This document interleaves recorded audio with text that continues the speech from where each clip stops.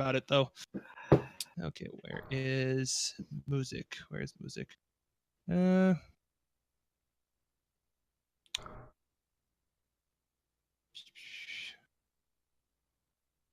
fuck. We'll go with this one. Oh wait, no. Wait, this was used in this video. Hold on, never mind that. It's a bit too silly. Go with this one.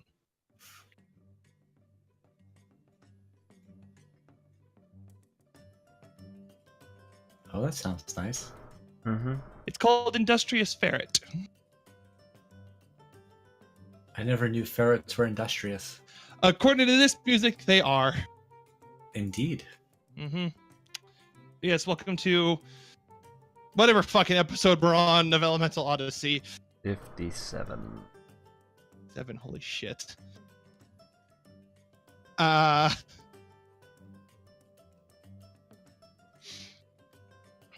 yes, to catch the people who weren't here last time, including the Boof, who is here to boof with us again. You all had finished. Yeah, you just finished dunking on Jonas, then discovered that the inner workings of Castle Oberg had basically a giant demon heart powering it. So you guys laced the whole thing with C4, strapped Jonas to like a log, and then just hauled his ass out before you guys blew it to Kingdom Come. In which point, for a split second, you thought you'd done fucked up, because it temporarily created a black hole. But don't worry, the black hole collapsed in on itself, and it didn't kill anybody who, you know, was worth saving.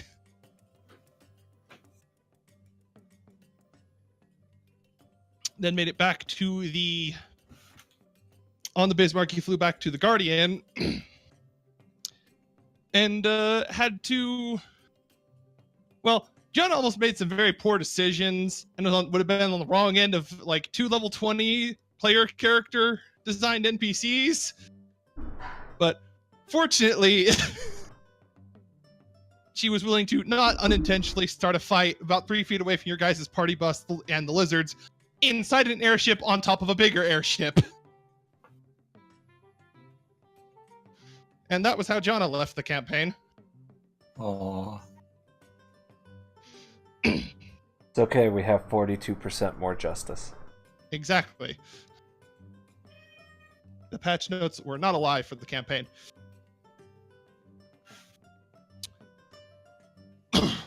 From there, I think... Yeah, Giacchio went to check on good old buddy Marcus because, man, he was still pretty fucked up after he went all Human Torch on that fear demon. Mm-hmm. Which related, none of you still know why he did it, just that he was spun into a dimension of pissed off never before seen on this planet. Because, man, it's hard to get so pissed off you become fire.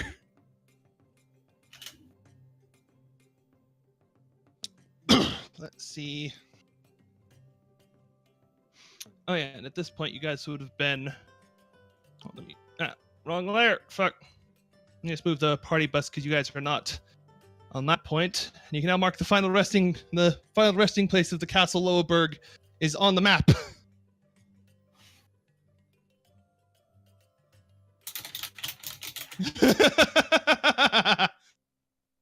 For those who can't see what I'm laughing at, Kel just in our D&D Discord just put a dragon holding like a big like weight bell set, but it's got 2 D20s on it. It says, "Do you even crit?" Fucking great. No, sadly I don't. Only in Rin's XCOM games, apparently. Yeah. Or when he gets humped by Kel in Braid. No. And even then, that's only... Well, to be fair, Kel has to crit on the hump to cause Darian to crit. Oh god, that sounds so bad. I mean, he spams the emote, so he's like, he's fishing for crits.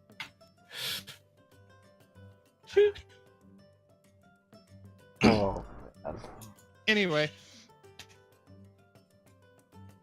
It's been about a day or two at this point since you guys, finish blowing up the literal castle of evil.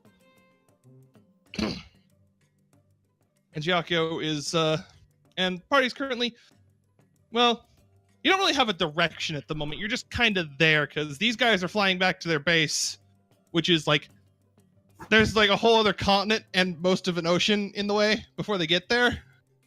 But you have an airship, so you guys can just, bail off at any time and not, be in trouble. Oh.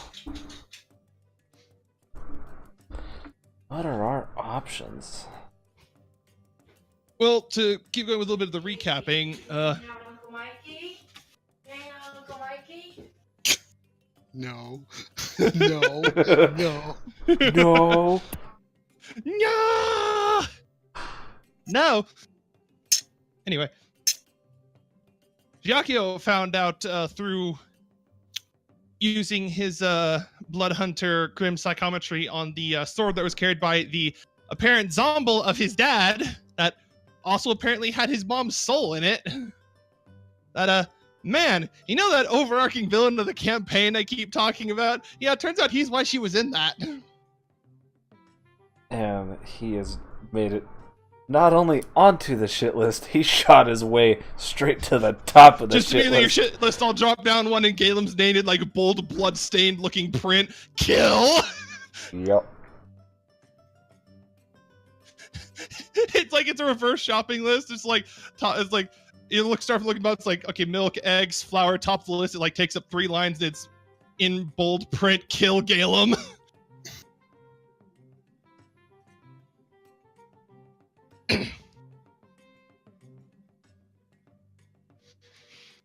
Mm-hmm. Oh yeah, and Jonah is somewhere on the Guardian right now, probably in jail. Well, the jail for the thing, because man, he's done a lot of bad shit. Not counting how he, summoned a demon fortress in the middle of a town. Yep.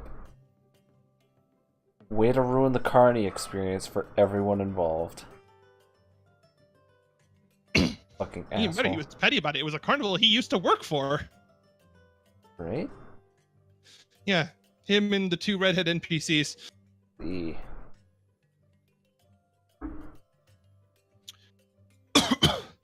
So at this point, well, one of you knows of a problem, or well, you all kind of know of him, but some of you have more pressing issues to focus on, because there's still, the guy who's trying to basically do stupid deity shit because of Giacchio's crazy uncle, who had no allegiance to anybody but science and willingly blabbed all of this.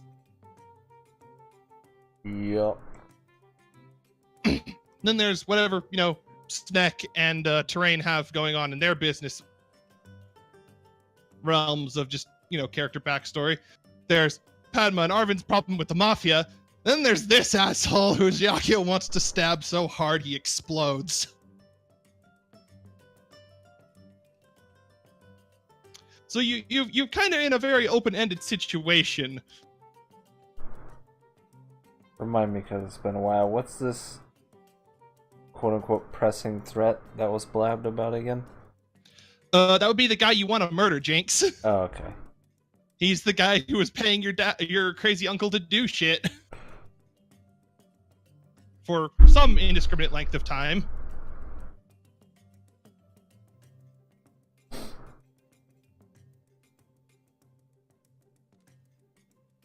Because it just occurred to me, you guys still don't know how the fuck you got captured and ended up on that airship at the start of the campaign.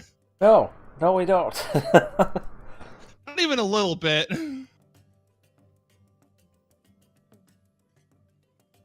You guys were all going some places related to backstory, and then just wake up. Why are we in shipping crates? And why was there a tiefling in a barrel?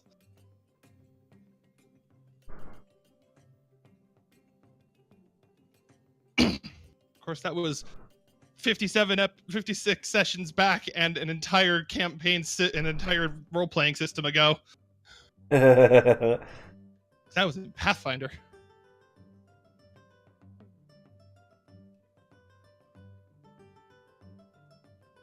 And since my network of contacts are not gonna really be looking into Galen because that's extremely dangerous. Yeah.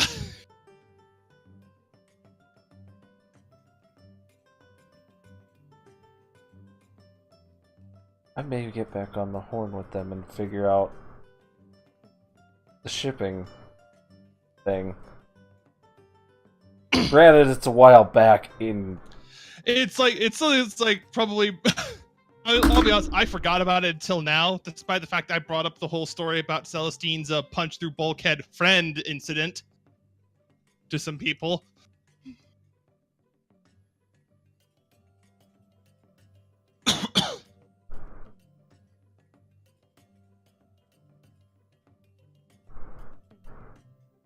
It would help if some of the people who were connected to some of these backstory events that you guys could pursue as, story threads were actually here. But man, scheduling savage. Yeah.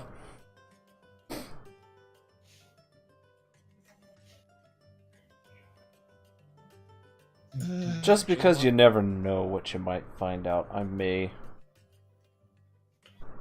describe that situation to the contact to a network. few of the network. Yeah. Hmm.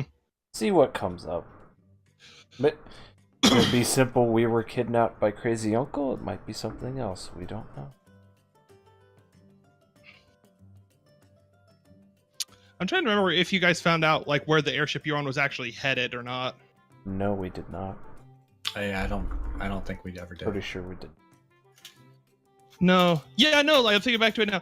You guys found that airship, got it to the crew quarters, like all but one dude was gone. And like Darian fixed his like neck entire business because man, someone smashed his head so hard it went down into his torso. But he was a robot, so mending works really well.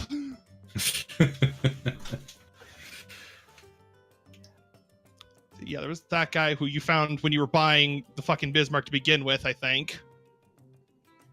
He's a cool dude, still okay. Oh yeah, now I remember that. You guys were looking around and all you found in that thing was the smears of blood and a crowbar embedded in the curvy part of the crowbar embedded into the wall of the ship. Yeah. Because one dude was real pissed. I think we had figured out the name of the ship. No, well, you knew what it was. It was just a it was basically like a UPS, like a heavy UP. It was like a UPS semi, but it's an airship. Mm-hmm.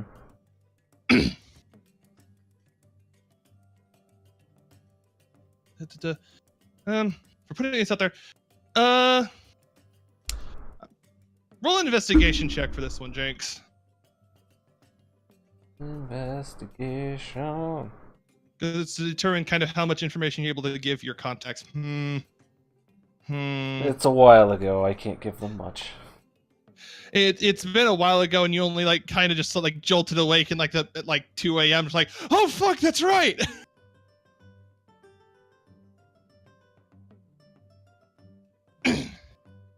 At least one guy's like, and now you tell us, you jackass. And that's all he says to you about it. Yeah, no, you don't get a whole lot because you didn't bring it up sooner. And most of them, like, a few try and like bring up some conversation from background. Like you at least know because at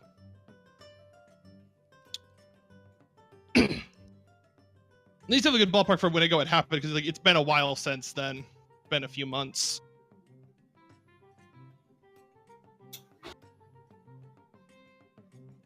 But it's like you don't really get anything. It's like the last any of them heard from you before it happened was about 3 or 4 days. So, unfortunately, that's a dead end. The other thing I haven't thought about in a while that I'm just gonna Google foo if anyone's opened the tower thing in the desert. I forgot what it was called. Oh, the Dunespire Citadel? Yeah, that was it. Oh shit, no, die, don't, go away, get back here! Drop the D20. Roll me another investigation. With advantage in this case. Thank Man, it's God a good thing for that Yeah. advantage. Otherwise, you'd somehow break your finger typing on your phone. Ow!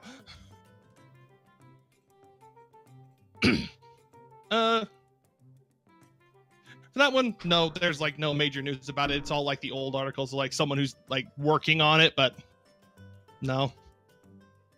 Because you're pretty sure if a major religious site with an unopenable door to the last chamber anyone has unexplored in that place was open, should be all over the fucking news. Yeah. Still want to get in that fucking door.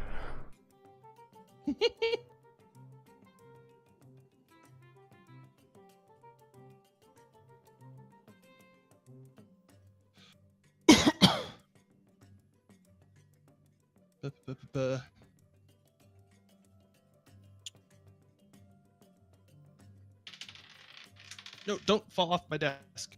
Stupid die. Okay.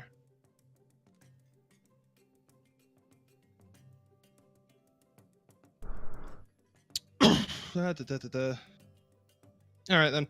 Well, for that whole next day, nothing really happens. Just, Dragon War milling about doing their thing. None of them have really come to hassle you guys beyond just like, hey, you all right? Everything cool? Like, they're not like trying to get you off the fucking ship or anything. Just checking in, I get. Few guys, there's like a there's a few like some of their support crews, like a few of them like come by and offer like to hang out for lunch or some shit like that. So you get invites to at least get food.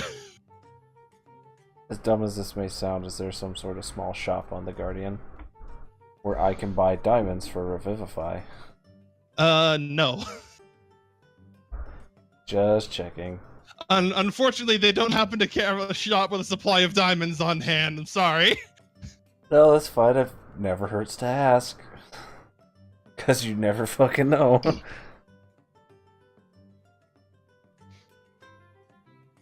Yeah, when you're looking around, like, you find out it's like, no, if we got spell components or stuff like that, it's typically kept, like, in case we need it. Because, like, we pack what we expect to use when we fly this thing out there, not, to sell to randos who come along. No offense. No, I get it. Fair enough. It's the only other thing I do is...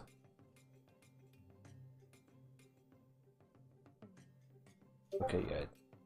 I find Arvin. Oh, yeah? Hey, Arvin. Hmm? I guess since we're kind of a little open-ended with where we can go, perhaps we should maybe deal with the little mafia problem? I wouldn't exactly call the mafia a little problem.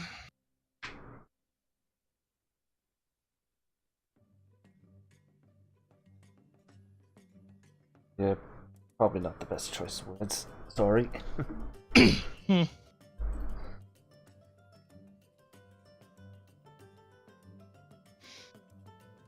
would be nice to know that I don't have a bunch of, well, murderous criminal assholes after me. For whatever the damned stupid reason they want me as. And he kind of like rubs his arm where that stupid bracer came off of him a little bit as he says that.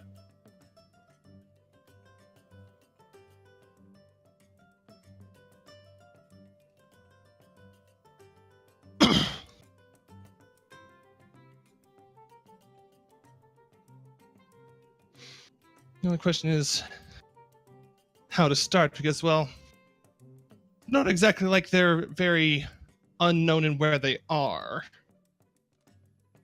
Just a matter of how do we get to them, because, well, you don't be a top mafia family just by having the front door open for anyone with a sawed-off shotgun to walk in and blow your head off. True. Hmm.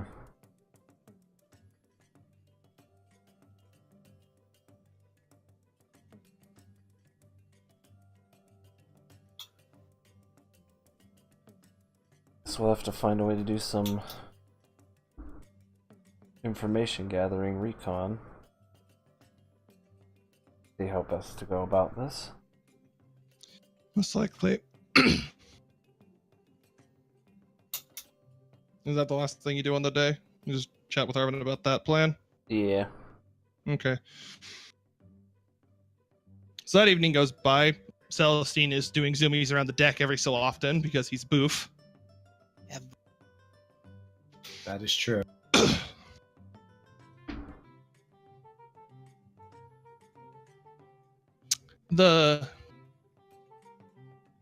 Actually, I need to move the airship a little bit. This phone.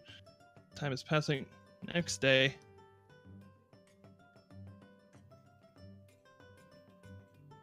You're starting to pass over to Nakmos. And a few unfamiliar at first, but when they go, it's like, oh, those are just some of Dragon War's like mini airships, like the one that you guys took to get to the fucking town with the ice facility you found Padma in. Way back at the start. A few of those land. I say a few. It's only two. And they land over the course of the day. The first one to show up has a face familiar to a few of you. Well, everyone but directly but Terrain recognizes him. It's the guy you found shortly after that whole mana-eating Dragonborn got yeeted into the stratosphere. The pirate-looking guy, Grim. Grim?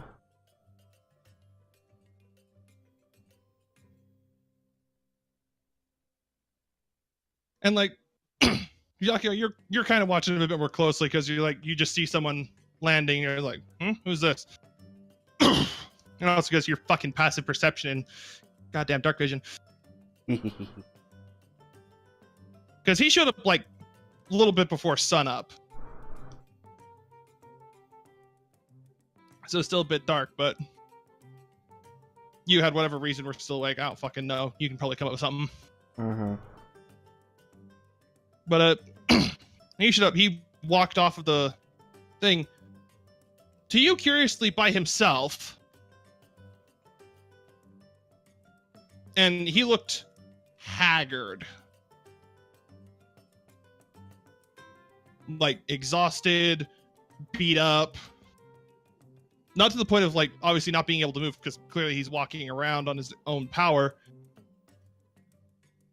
But he shows up and he had a long day and possibly had the shit kicked out of him. It looked like he's had a day. Like one of those raid nights where nothing happens but the boss dunking on you. Hey, Grim, you alright, mate?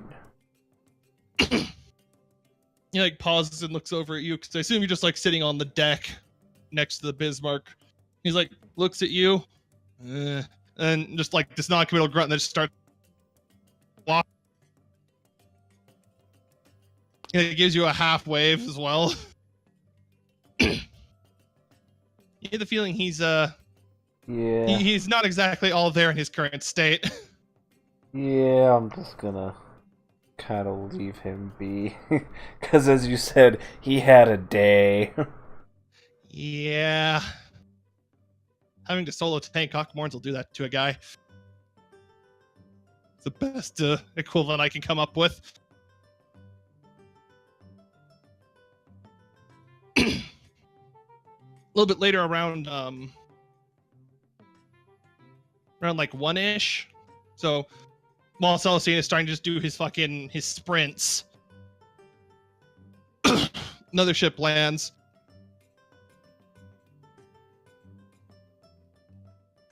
Out of this one staggers two other well, I say staggers. One of them staggers, the other one is mostly fine. And it's not staggering so much as in hurts, more staggers in like my legs are sore. And it's like after you've been walking all day, sit down and like try to stand up again, your legs just like hate you. Yeah. Yeah, he's walking about like that as he comes off the ship. It's it's the Dragonlord guy you saw in Megas before you had to deal with the, Mecha Drider. And also the guy who was with you when you went to Zayasha's lab, Leo. Leo is the one who looks more like his legs are jelly right now. While Mercer, being beat boop, looks mostly fine. There's definitely like some fairly recent like blast marks and burns on him, but he's clearly okay enough to move around if he's just, chilling.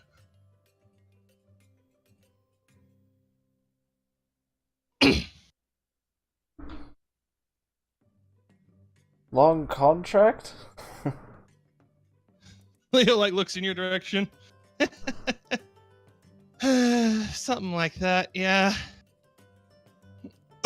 Mercer, things just took a turn for the shit like almost immediately. It was one of those days. It was like, shut up, my legs are still jelly for him to run up that fucking building! And he just like trudges towards the entrance, the door into the Guardian. Mercer's like, I'm just being honest, man.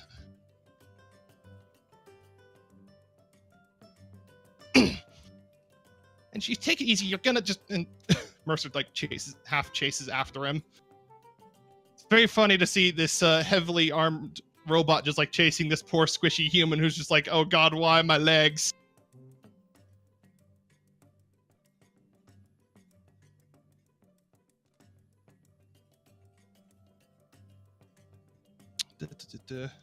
I remember. I don't remember what it was, but I think it was explained to us what happened with Grimm and Faust. Yeah, you got some real big curse in it. You got something resembling an answer out of Grimm, and that's only because you see the unseen to see his ghost crew. Yeah. So you saw them, and like he mentioned like there was a curse about him and Faust, and that's about all you got. Also, speaking of which, have you used See the Unseen at all since Grimm got back? Yeah, I think I would have used it. A few times? Yeah. At least when he came on to see if he still had his crew with him. Oh yeah, they were absolutely there. A few of them like did the Legend of Corvus like I'm fucking watching you. And it was very scary because you recognized two of them very clearly. Really? Yeah, they were the you saw them before you guys found Zayasha's lab. The two like really swole ladies, one who looked like a who's like half girl, the other one's like half rhino. They were the two just like fucking I'm watching you, bub, because it looked like they could just like grab your head and pop it like a grape. Despite, being ghosts. You also got a better view of the whole of it because it was a fucking entourage. You could only count them because you had the observant feat. There was at least like 30 something of them, almost 40. It's a lot of ghosts. Yeah, it is. And on seeing the two ladies, he just has this kind of what the fuck look on his face. You said we saw them in the forest, right? Is that where you saw them? You alone saw them. Right. Because you see the unseen, and well, that lets you kind of see the ethereal plane enough to see ghosts. I'll wait till he's not had a day. Oh no, wait, the forest was a while back now. Yeah, that was at right before you busted into your crazy uncle's lab.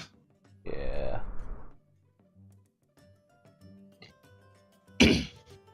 But have you used it at all since then? No. Hmm. Lasts for an hour, so if something happens within an hour after I see that. Oh, well. The most you would have seen in that hour is that maybe a few of the ghosts just like you see a few of the ghosts like wander back out of the ship and just walk around on the deck. But they're not really doing anything or really hassling anyone. They're just like sitting or like looking out at the horizon or whatever. Just knowing that I can see them. No, they don't even like acknowledge you at all. They just like go about their thing. It looks like they're just doing what they normally do because there's no one around here who usually like interacts with them. The last you saw of one of them was he was there's like a little fucking there's like a spot that looks like someone that he was like perched on like near the main door in, but because he's invisible he ain't blocking a window or nothing. Yeah. And you just saw him, you think it was him, very slender. He was just sitting up on a thing just looking out at the horizon, and then see the unseen wore off and you couldn't see him anymore.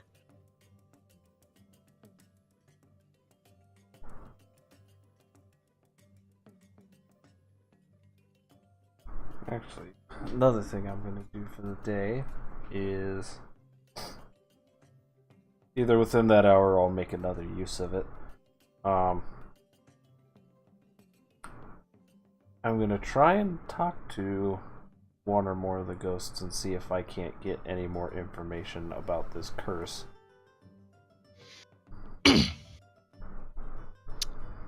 Alright. We'll say this comes up like a little bit after Leo and Mercer come back, so it's around 1:10. So you're gonna have to turn it on again to see if any ghosts are on the deck, or try to go in the ship and look for the ghosts. It is up to you. Yeah, I'll make another use of it. All right, not hard. That one ghost is still just there watching the horizon. And what's the description of this ghost again?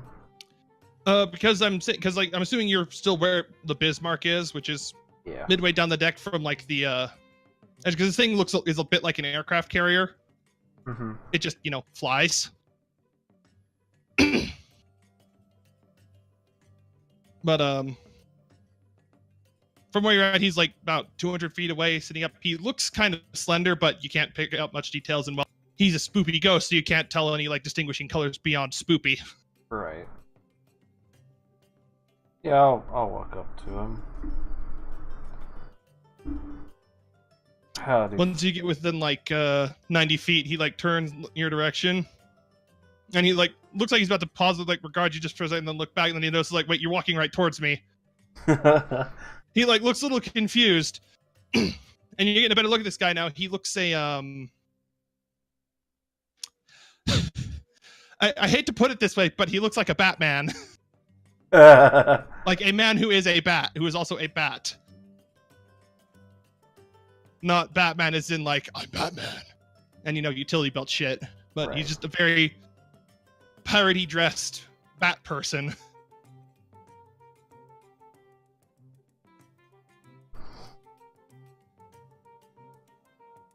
He seems a little shocked that you're like walking towards him. And he like kind of moves just like a little bit. Like kind of goes tops back up a little thing, and he sees you're still walking towards him. He's just like very suspicion at you now. Sorry, got specialized like suspect. Got specialized allow me to see things that most people can't. Not here to hurt you or anything, just have some questions. To see the unseen let you hear into the ethereal realm. No. And I have no idea whether or not I can talk to ghosts anyway. I'm just gonna try it.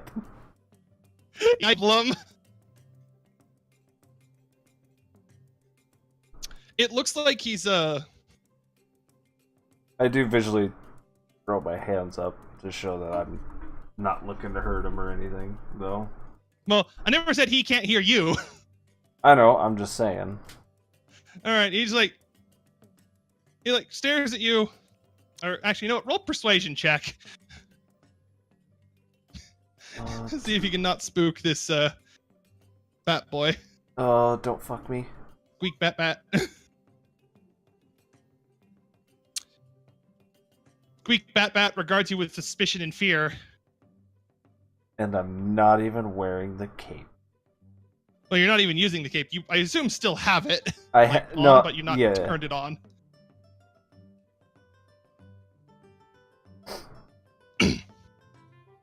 But he looks at you like very concerned, and then it looks like he says something, but he says it fast enough that like you're like, wait, what? Read that? Say it to me again, because you're like trying to read his lips, but he's talking real fast, and then he just whoop in through the ship. Damn it! It's like spoops right through.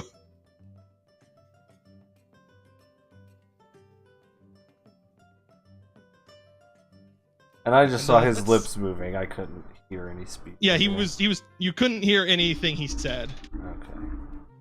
Oh no. Now I know I can't hear ghosts. Seems that you can read ghost lips. Yes, because well, they're still lips. Plus, I have plus linguist. I think gives me that, or something gives me that. Either way. Observant gives you the ability to read lips. Yeah, so. that's it. Yeah. But after he disappears, literally like a minute later, those two really beefy ghost ladies show up. Oh, son of a bitch. And they're both like arms crossed right in front of you, just like glaring down at you. Ah, son of a bitch.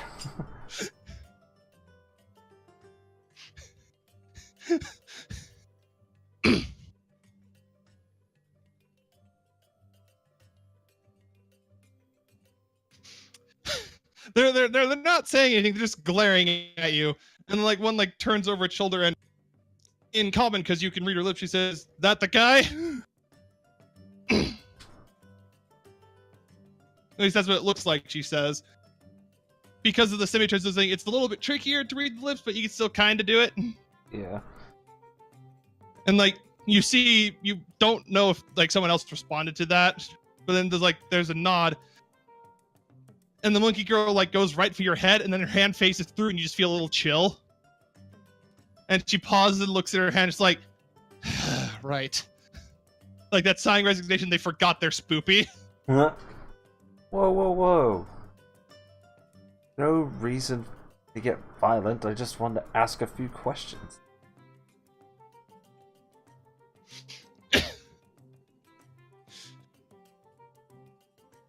Lily looks at you, looks at the rhino next to her, is like, "You believe this guy at all?" Rhino just like kind of gives you like a so-so 50-50 hand gesture.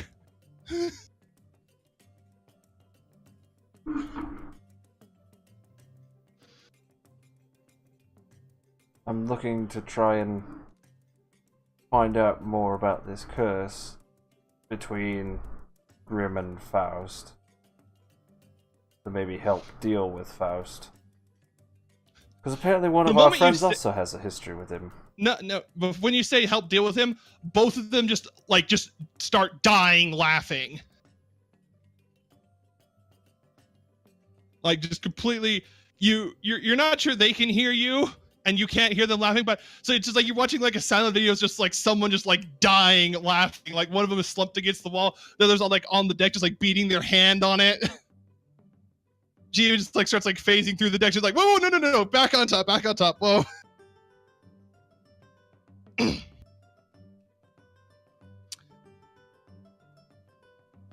I just have that deadpan blank stare.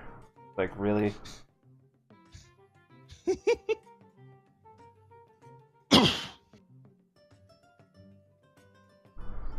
After a minute, you see despite the laughing, like you see a head pop up out of the ground. It's someone you haven't seen a lot. It's looks like a long-haired woman. You see like the back of her head, and she like looks up and she's like saying something to them. You assume, because well, you're not looking at the front of her face. And the rhino one who was slumped against the wall just like points at you, and like says he wants to see if he can kill Faust. In like between guffaws, to which the lady in the floor like turns around, looks up at you, and just like with like that's like that could like that interested like one eyebrow is up expression. Just trying to help a friend.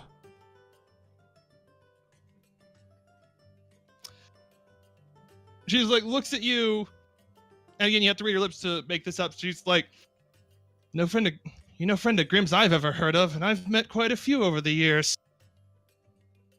A little kobold friend, and I'm just gonna assume Sneck is on the deck somewhere, and I point at You don't know where Sneck is.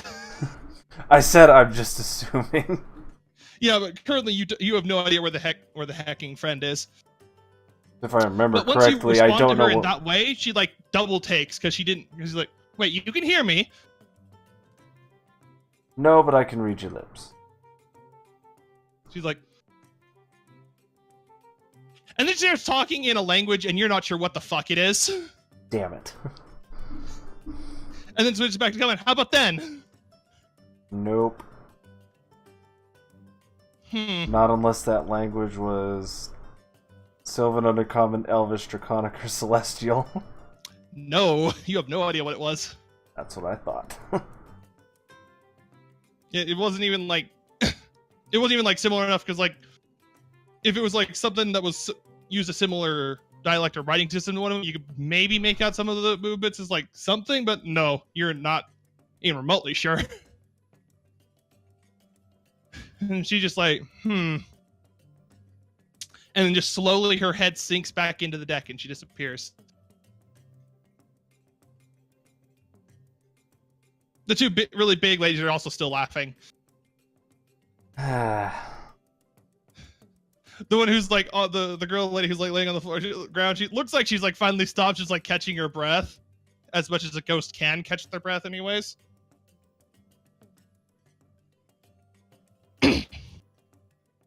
You know what? I'm annoyed enough with. Actually, I'm gonna roll for this. Oh no.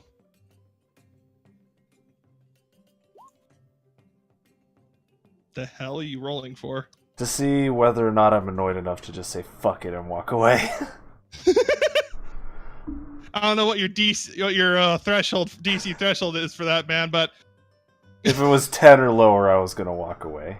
Or if it was lower than 9 or lower, I mean. if it was under 10, you would just walk away. I just So been you're like, just glaring at these two like really beefy ghosts. yeah, just in case they decide to give me something once they're done laughing.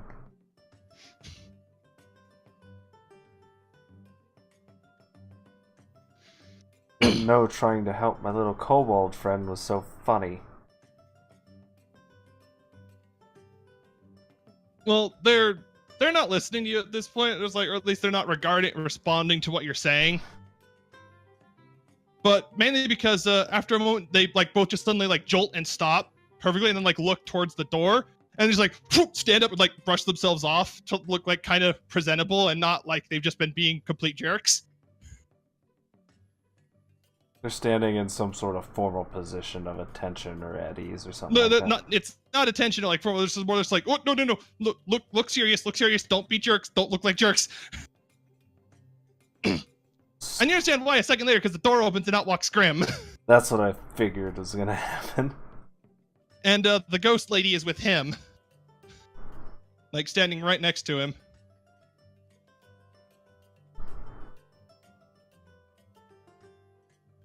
He's like, looks to his left, right at the two beefy ladies. It's kind of... If you weren't so good at your jobs, you'd have been overboard ages ago.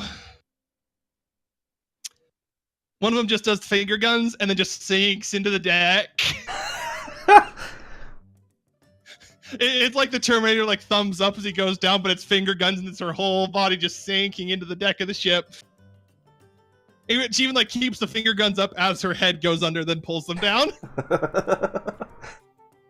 The other one like looks at that and just like sort of sighs. You hear read on her lips, "Sorry, boss," and then just "Sorry, Captain," and then just down she goes as well.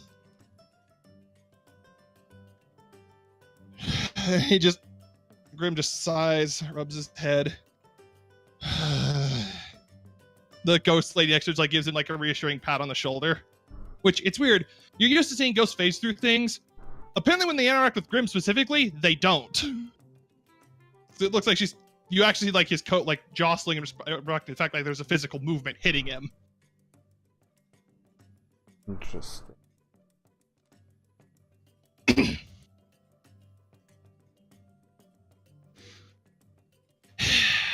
Then he looks at you. So, what's to hear about you and a kobold having business with Faust? Well, it's mostly the kobold, and I don't recall if... No, I never personally actually looked into it. A little kobold friend has some sort of history with Faust. I'm not sure what. I figured try and get a little information to help him deal with it in the future, perhaps? I'm going to stop you there because I just realized that Sneck never brought this up. All you know of Sneck's interaction with Faust is that the moment Faust appeared, he just started shooting him and wouldn't stop. That's all you know. I'll describe that situation in lieu of that last statement I just made. So I described that situation, so I guess they might have some sort of history? And if nothing else, Faust is extremely dangerous. Faust is like, or not Faust, Grim is like stroking his great big bushy pirate beard. He's like, well, And I'm glad I could give you two deckmates there, or subordinates rather, a good laugh when I mentioned it to them. And yes, Sheakio is totally being petty and throwing them under the bus, whether or not he actually already knows this. Grim just like, just... You can tell he's struggling with it. And like, he's trying to think of something to say because you know things and he can't dispute the fact that you know because he told you as well in the past. And it's like, he seems very conflicted about speaking to you about this at all.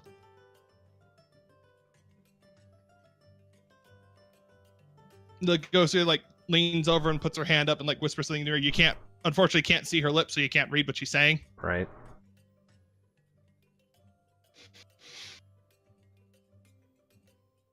Grim like looks at her, then you got a point. I don't know what sort of business your little friend might have with old Faust, but well, he's not exactly easy to track, and he can get up to a lot of things over 200 years. As one does when you have that amount of time to do things. So, if you want to find out what your friend's history with Faust is, you'd better off asking him.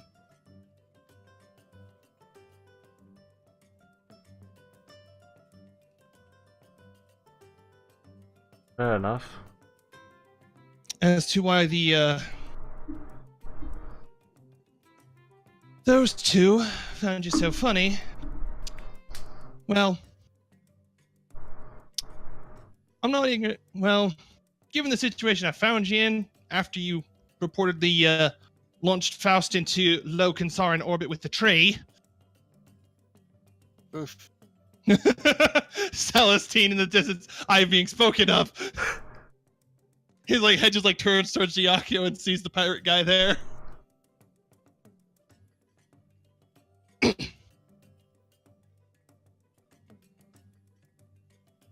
Actually, hold on a second. Oh. Celestine, you feel yourself getting head pats. It's not from Mama. It's a little bit colder than her hand, but you feel head pats. I like pats.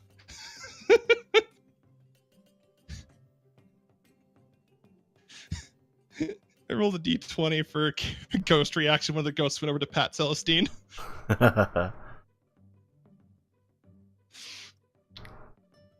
But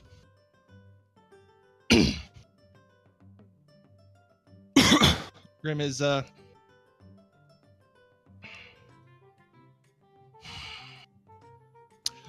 given the situation I found you all in with him, it's not hard to understand why they found it so funny, given how well he just eats things. Yeah. So you'll have to forgive them for a bit lacking in faith when we haven't come up with any way to be rid of him in a very, very long time.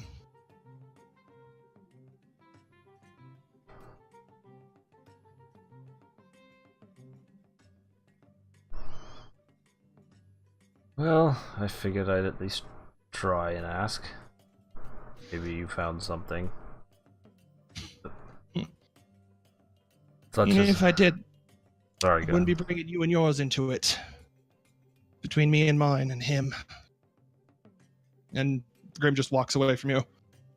I let him. Hmm? And I let him. Mm-hmm. The ghost lady like seems to linger for a second before like following him, and she just like gives you a sympathetic like kind of weak shrug, and then just follows after him. He shut the door behind him, and she just phased right through it. Fucking ghosts, man. And Snake's not here, so I can't actually talk to him. Yeah.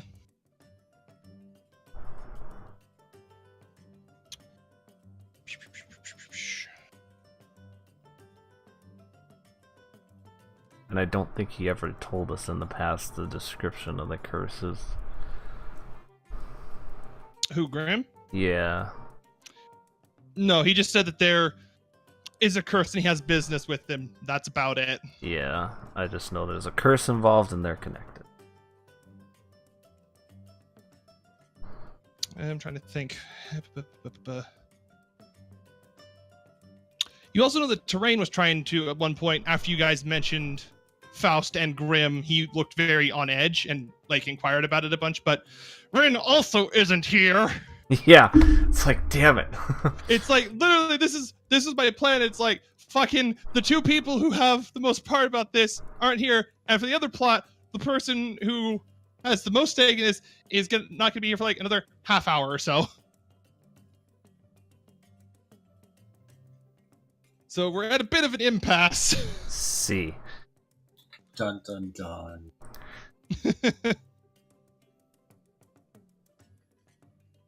Unless Celestine has any cunning boof plans. Cunning boof plans. Oh. I don't know. I just came up with a statement involving words. Toss my pathetically low-stocked dice bag over here.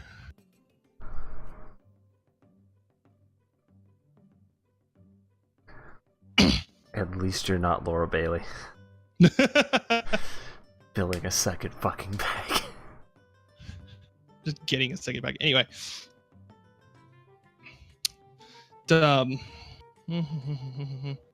Actually, hold on. Need to roll for how he would react now. That might do some things. Why can't I kill all of the NPCs? Why would you do that? It defines who I am. That sounds like someone who take great joy in destroying Fallout New Vegas. Man, there's only one essential NPC in that entire game. You can kill everybody. Wow. Didn't know that. Yeah, no, literally only one. And it will just destroy quest chains entirely.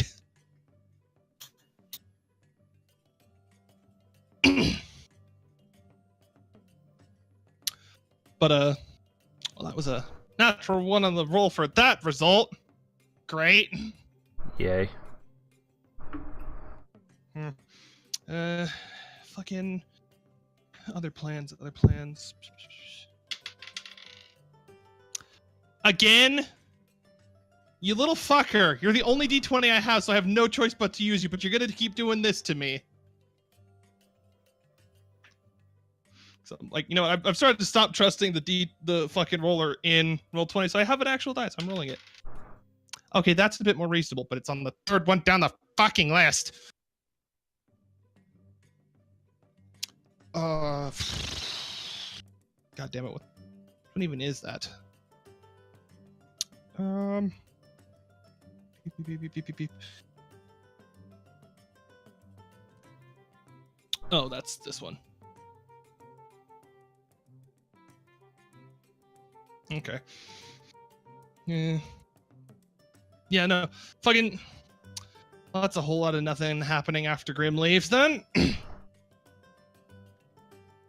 Yeah, unfortunately. Mhm.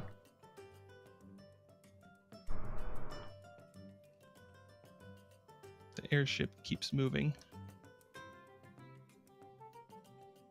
over the day.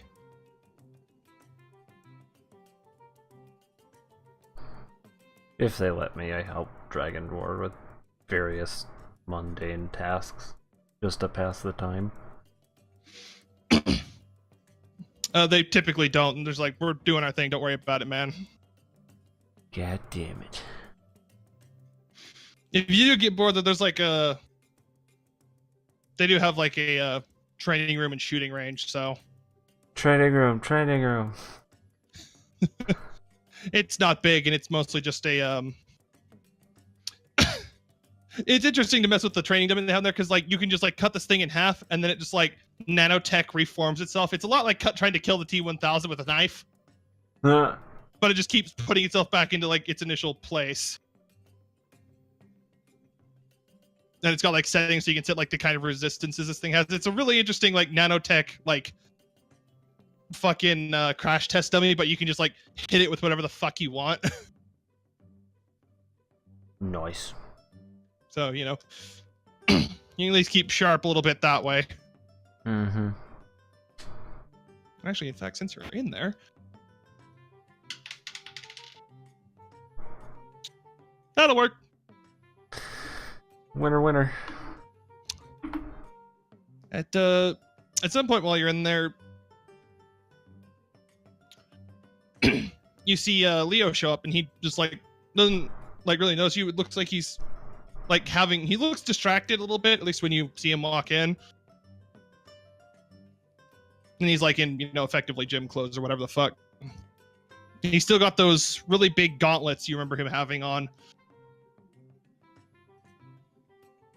And you just watch him like flex his hands a little bit, step into like a martial arts stance you don't really recognize in front of a different dummy, and he just starts going to fucking town on it, just doing monk things.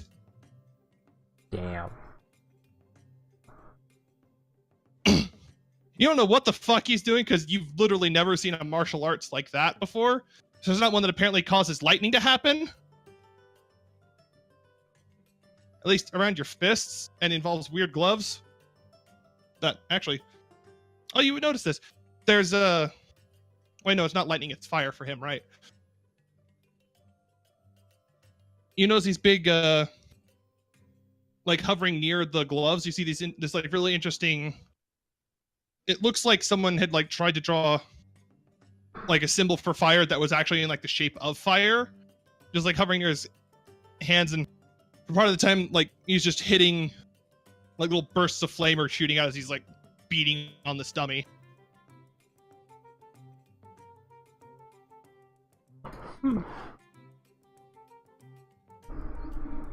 Occasionally he like stops with like his fist in the dummy and just like looks, and it looks like he's having a conversation just completely silently as far as you can tell.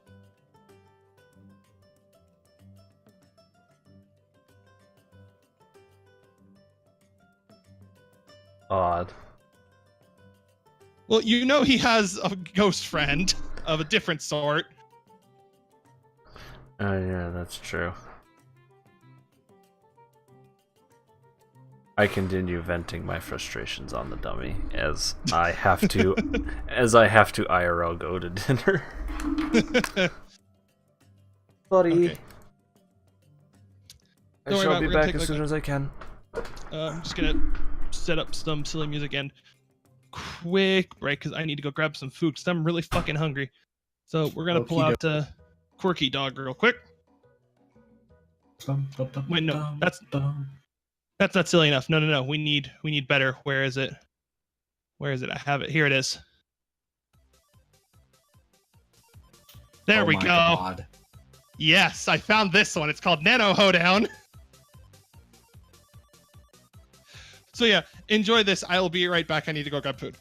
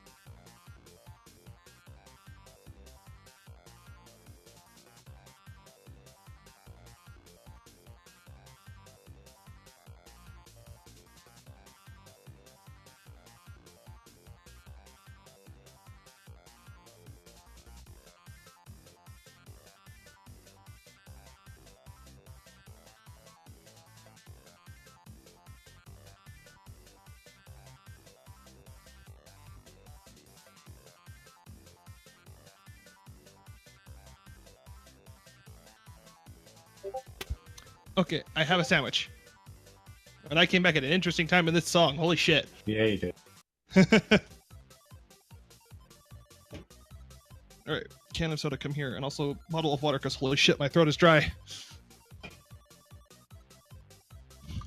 I've been doing so much talking.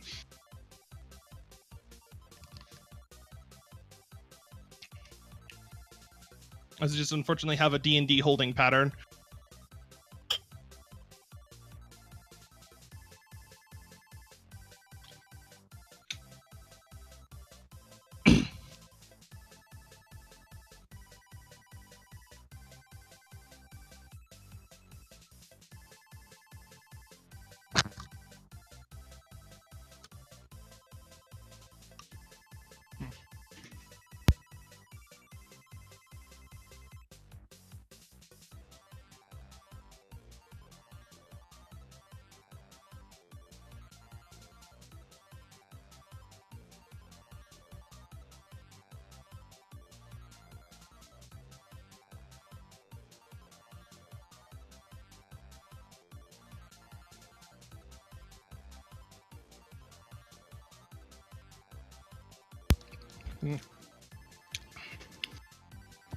I'm so sorry to anyone watching who's just wondering why we're just staring at this one map and all you're hearing is silly music. Because it's like, I'm trying my best, but like, there's not much you can do because the people you need your subplot for are not here, and Jinxie Boys. hard food, and it's like, I figured this would be an RP heavy session. And it's like, well, shit. Because not a lot of people are good at the talky parts. It's like, ah, fuck. No.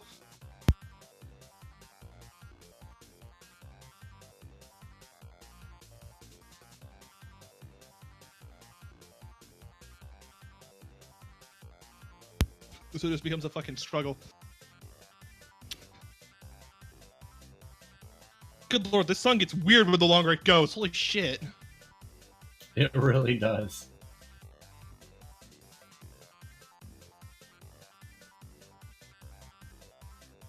So like it because it's silly, but what the fuck?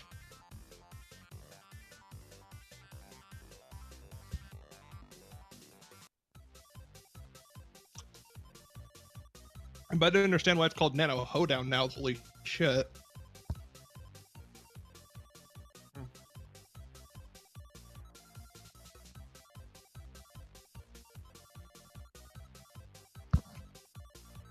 I think Drac used this in his first season of videos. Yeah, it was his outro until he got the one Yeah. for Alexander near the end.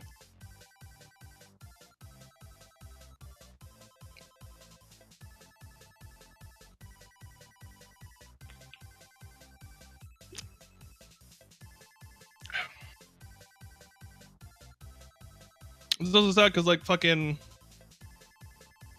or somebody had an update like a few weeks back where like because I had like some game music on my playlist for this campaign, but like it all stopped working. In fact, also I lost the squeaky toy noise and the dog barking sound effects because they were from the same thing. So That unfortunately, I sucks. cannot have boof, or I also can't have the like the roar noises I was using for things. At least I don't think I can. I'd have to look for more, but like all I got is this royalty-free music by Kevin MacLeod. It's all pretty good, at least. Because he's a cool dude who makes some neat music.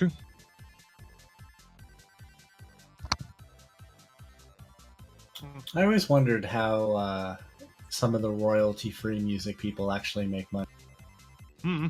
Because I know some of the YouTube guys, they just, eventually make it off of ads and where they used to. Another guy who makes these, he has a YouTube page and has some of the songs on it. But I don't know if he makes like ad revenue or anything. Yeah, Yeah, it's YouTube very- is rough now.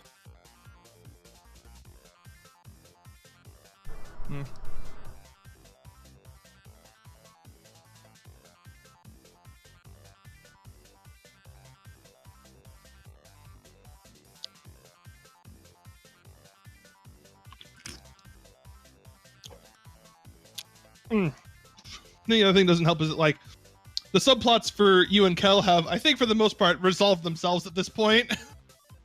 Yeah, they did, because we had our fallout with my leader, and unless He's still alive and just somewhere else in Yeah. the world at this point. I mean, about the only thing I think that we could really get to is if we get deeper into Kel's connection to the goddess, and then through that connection, I come to realize that I was wrong about the gods not giving a shit. Yeah, like it would You know. like basically you would need to go on a spirit journey with Boof as your guide, Exactly. which basically means he would just take you to all the Petcos to get him treats. You have to feed me. It's the rules. Feed the Boof, and the Boof will tell you the secrets of eternity. What are the secrets? I am a good boy. You too can be a good boy overnight, but give me bacon.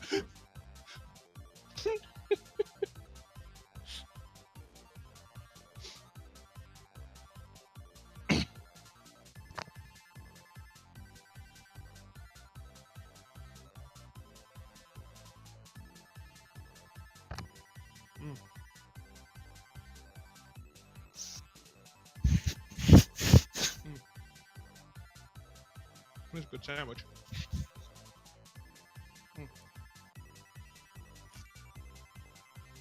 And then Celestine's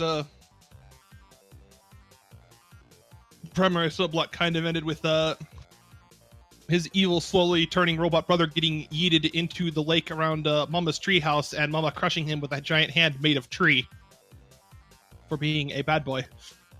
Good.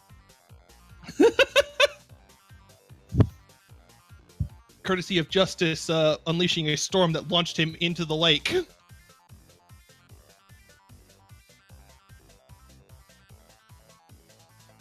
And like all the other subplots, it's like, well, the player for that part of the subplot just isn't here.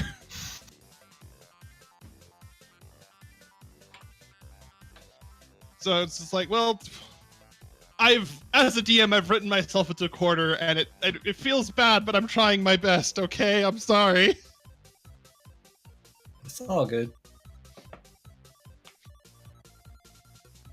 I don't think this will be quite as much of a problem in the 14 campaign because it's like, okay, you know what? Which subquest plotline do I want to fuck with now? Oh no, now you guys are doing Dark Knight quests. Don't worry about it. I can just pull a quest chain out of my ass at you. Probably. I think. Maybe.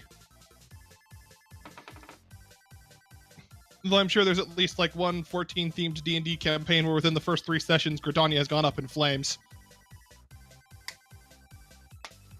Oh god, did I tell you guys about that? What? Another 14 themed campaign I was in. At one point we got ambushed in the Black Shroud and someone used an illusion spell to trick the Black Shroud into thinking it was set on fire. It worked somehow. Unfortunately, when you do that, you invoke the Green Wrath on you and the enemies, so the forest was trying to then eat us. And when we started running towards Gridania, they shut the door because, oh, you've got the Green Wrath. Bye, fucker. We had to use a get-out-of-jail-free card on a cosmic scale that we had pulled off of a dead cultist to undo it, and the only one who remembered was the person who got us into the mess in the fucking first place. So we had to rewind time back to the fight and finish killing the fucking ambushers. It was, Good Lord. Aw, man. The best part was the DM having to roll initiative for the Black Shroud. And the icon on it was just a tiny copy of the actual map. Just like shuffled off into the corner somewhere. So there was another tinier forest on the initiative bar. Oh my god. It was so dumb.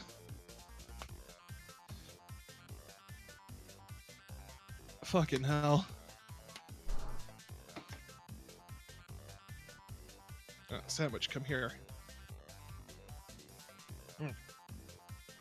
I hunger.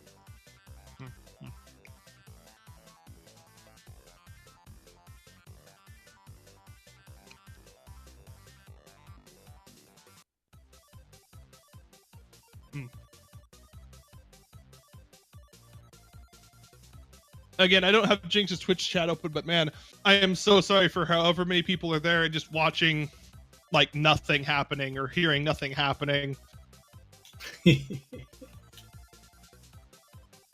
It's been a rough night, and we're like on break. Hold on a sec. Actually, do I have a please stand by image I can upload and put into the Roll20 for this situation? Hold on. Upload, come here. I need to look.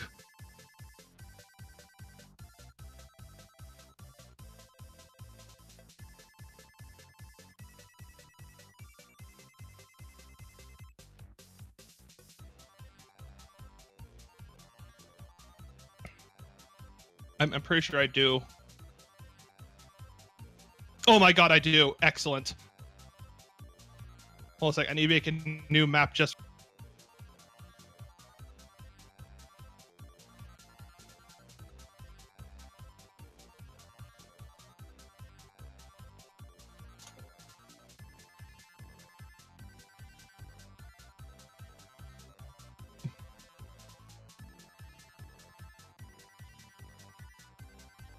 Where's the orc lady? She is still on the airship with you because she just hasn't left. She can't leave, ever. And I mean this in like the most dog way possible. If she literally went into a closet and stood there for 4 seconds, she was gone forever.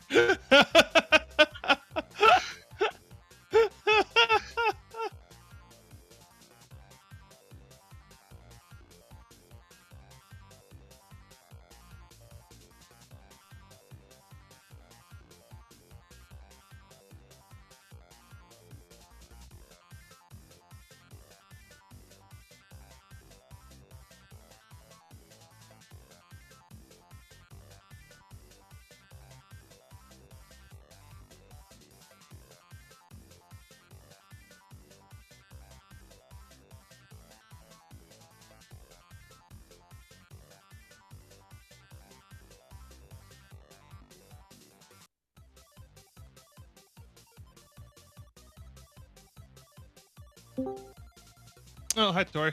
Hello, yes, I am here. Hello. Not quite in game yet, but I am here.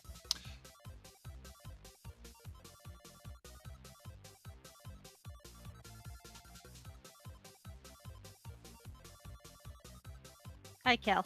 If Cal's paying any attention.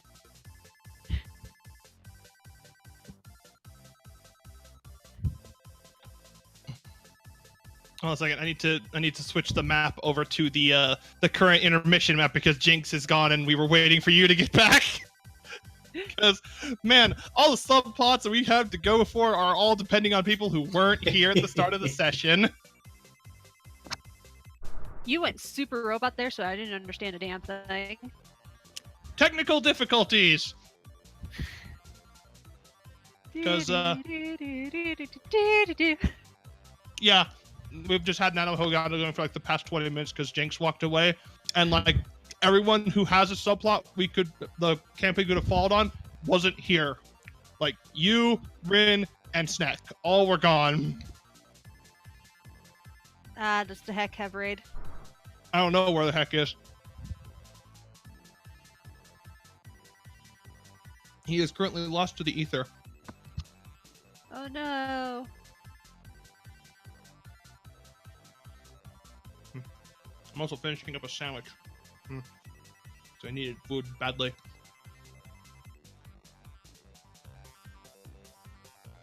It happens.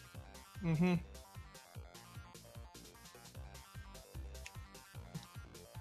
Once I finish eating, I'll catch Tori up on what little has occurred so far.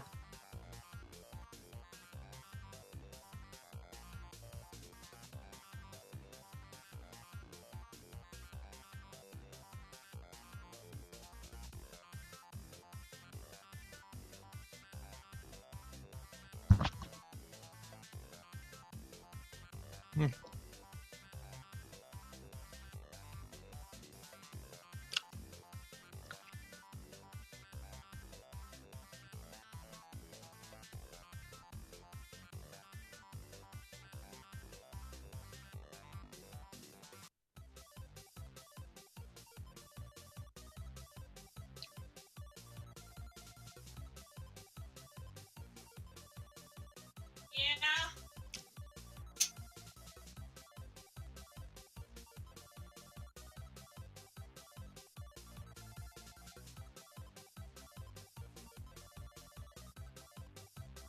Mm.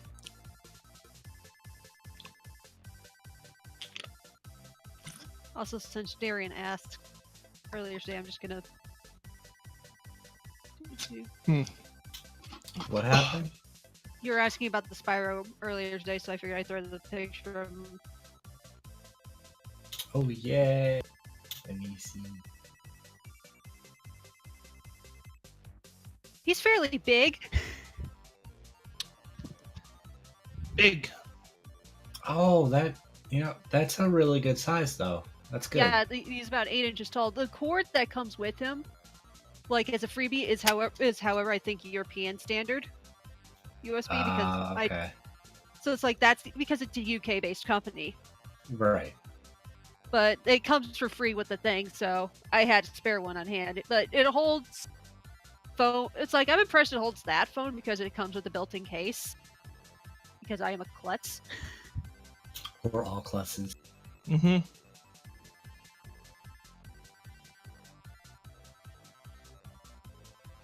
But yeah, enjoy the technical difficulties map for now. I'm just gonna keep this on hand in case we ever have this problem again. Because like I don't have any other BRB screens, so just like here, just take technical difficulties. Mwahaha.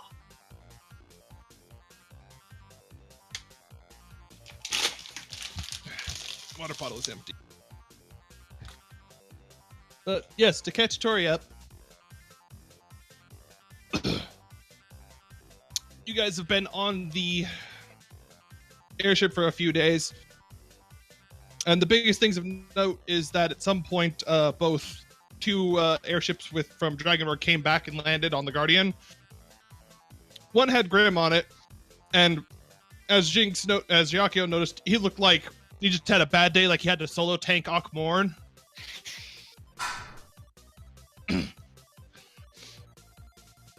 And then after that, Mercer and Leo showed up, and Leo was walking like he had been walking all day and then stood up again after sitting down, and so his legs were like gelatin. Oh, I know that feel. And he like griped about having to run up a building at some point. Because, man, monks can do some shit.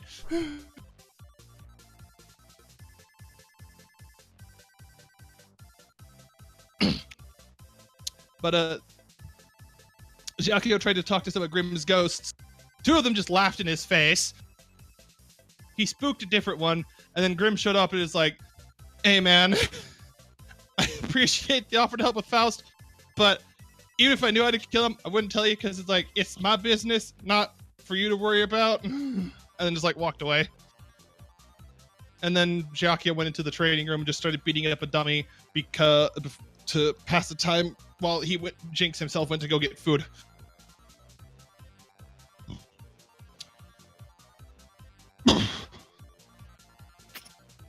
After at one point he had spoken to Armin about, hey, how about we go deal with that little mafia problem? And Armin's like, I wouldn't call the mafia a little problem, but sure.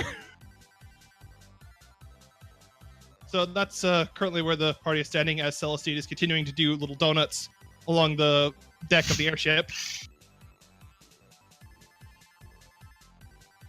I imagine it looks a lot like you're forcing a video game character to just run in circles, except it's this giant dog. It's like that kind of stuff where you get one of them quest NPCs that really wants you to follow them, but whenever you get too far behind, they just stop and start spinning. No. It's like the one video of the dog that runs ahead of the tractor and just does donuts until the tractor catches up, then goes forward a little more. It's like that, Well, except there's no one catching up. It's just donuts. Celestine has probably been playing with the lizards, though. You can't leave them cramped in the airship the whole time, even if they do have a, nice lizard pen. Plenty of things to crawl on. Mm-hmm.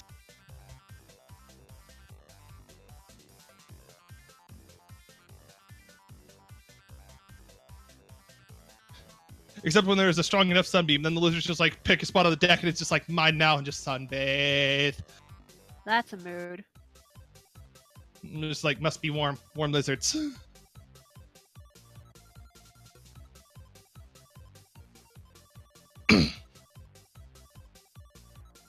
So yeah, we'll probably pick back up with things once Jinx returns.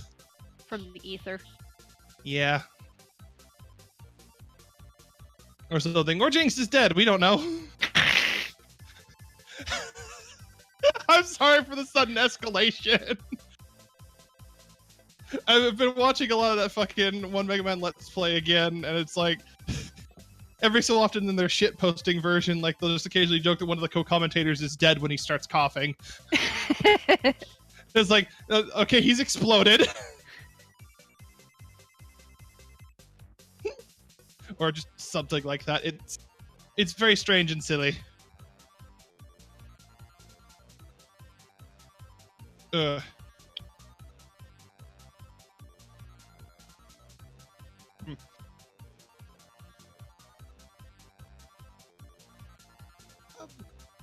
One thing I'm grateful about these new sheets, though, is I can actually pop them out of the chat window and not have them taking up a quarter of the goddamn screen on Roll20. Just move them over here to my second monitor and hide them behind Discord until I need them. Also, a good boof.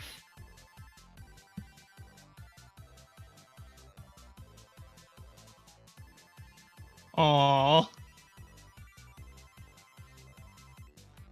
Fluffy Doge. One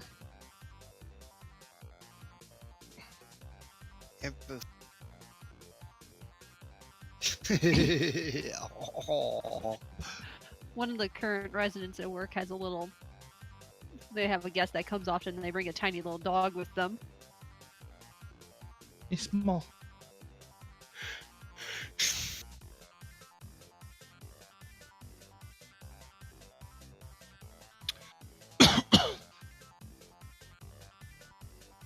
Oh, fuck. Now I need to tell you a fucking dog story I heard in that LP because I think Kel might find it funny. So there's this guy who's telling a story about his roommate's dog had like separation anxiety and would freak out if someone wasn't in the house with him at all times. So the guy telling the story is like, I got called to like take someone to work, so I'm like, okay, so we'll have to leave the dog alone for like 20 minutes. It's not enough time for him to like hurt anything. It'll be fine. He takes the friend to like the airport or whatever, then goes to work, and he gets a text that said the dog got out. Because the guy, like, before he left, he like locked everything. It was all good. And he's just like, when then he like, sends the text back, what do you mean the dog's out? Next text response is a picture of a window. The dog jumped through the screen on the window and outside. Here's the problem. That was on the second floor. Oh no! More of the story is, so the dog freaked out and launched himself out the window and like disappeared for 9 hours. He showed back up with a little bit of a limp, but he's otherwise fine. He still shot out the window from the second story. Dog, why? Dog was in, that was doggo panic. I imagine something similar will happen if Celestine loses the pillow. Yes. Except there will be less just a dog going through the window and more dog going Kool-Aid Man with 2 axes in hand. So just the little drummer boof and then just... Little? All right, Giga drummer boof there. It'll be like Donkey Kong, except the bongos are enemy faces and his hands are axes. That analogy got away from me real fast. Yeah, it's still accurate. Yay. I don't know why I did the little okay hand gesture in real life when I know you can't see me, but I did it anyway. Twinergy. Did you do the same thing? No, I did finger guns, but close enough. Yeah, no, that's pretty close. Oh, speaking of finger guns, when because the 2 ghosts who were laughing at Jockey were the 2 beefy lady ones. One of them, when they got yelled at by Graham, just like did finger guns and just sank into the deck and kept her finger guns going until all of her went down and she had no choice but to pull her hands through. After she got yelled at by Graham, just like, don't worry about it, Captain. And then just like the fucking T-1000 with the thumbs up.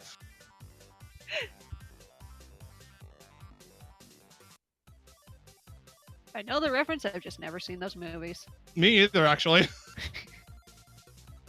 All I know about that movie is the fucking liquid metal robot, and he does a thumbs up when he dies in lava. I mean, that's one way to accept your inevitable demise. Like, yeah, man, if you're in lava, you know what? May as well go out on a meme. You're already dead.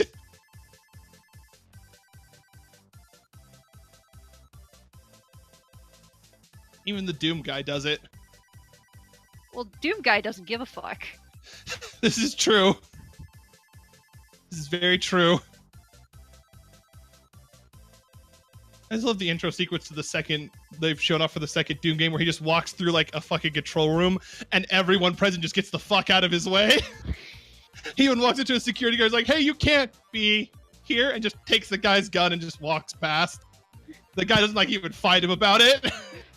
Just, oh shit, it's the Doom Marine! Well, he's known as the Doom Slayer in canon, which is even funnier.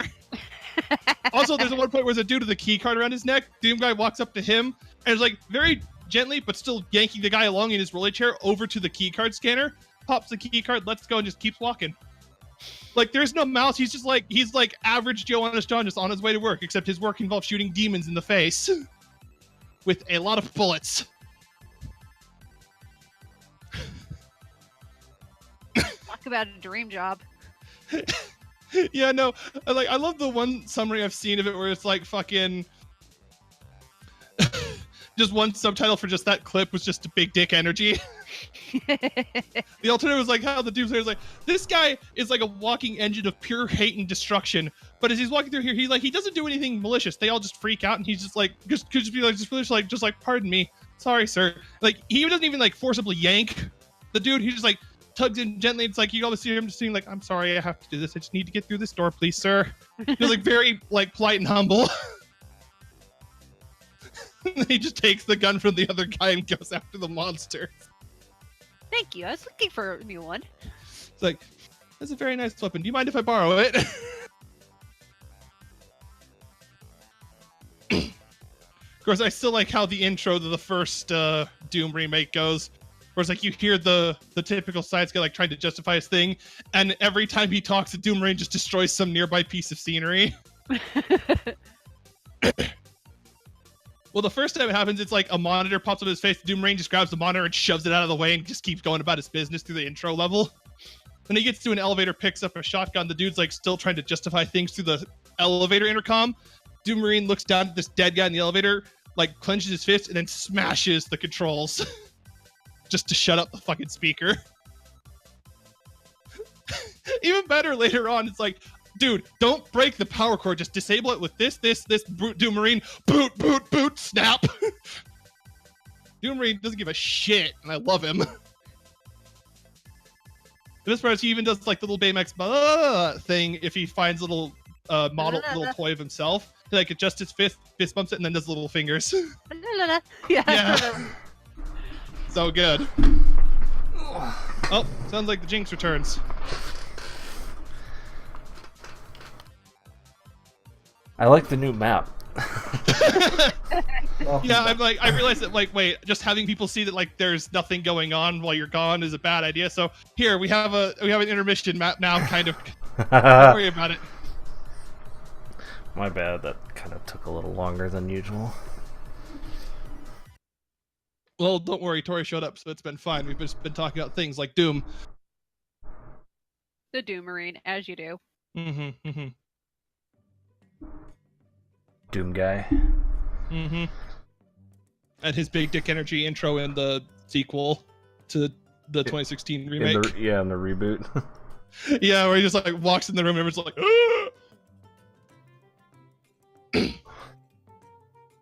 But yeah, okay, so let's get back into things now. I caught Tori up while you were gone. So Okay. Celestine is like, I assume, just like playing with the lizards on the deck of the ship. Fenless is still having tea. Always tea. I'm venting my frustrations on a dummy. Well, 3 feet away from you, Leo is just like going full monk on a bitch. It's probably about the speed of like a potent arrow on a monk, Grease Lightning 3. So he's about like a second away from transcending reality, like the Drak Guide to Monk. He's Sanic. Hey man, monks are fast. Yeah, they are. I thought of something I was gonna do when I got back while I was eating dinner, and now it's just totally slipped my mind. Don't you hate that? But hey, Tori's back, so maybe we could actually advance that whole mafia plot. Yes.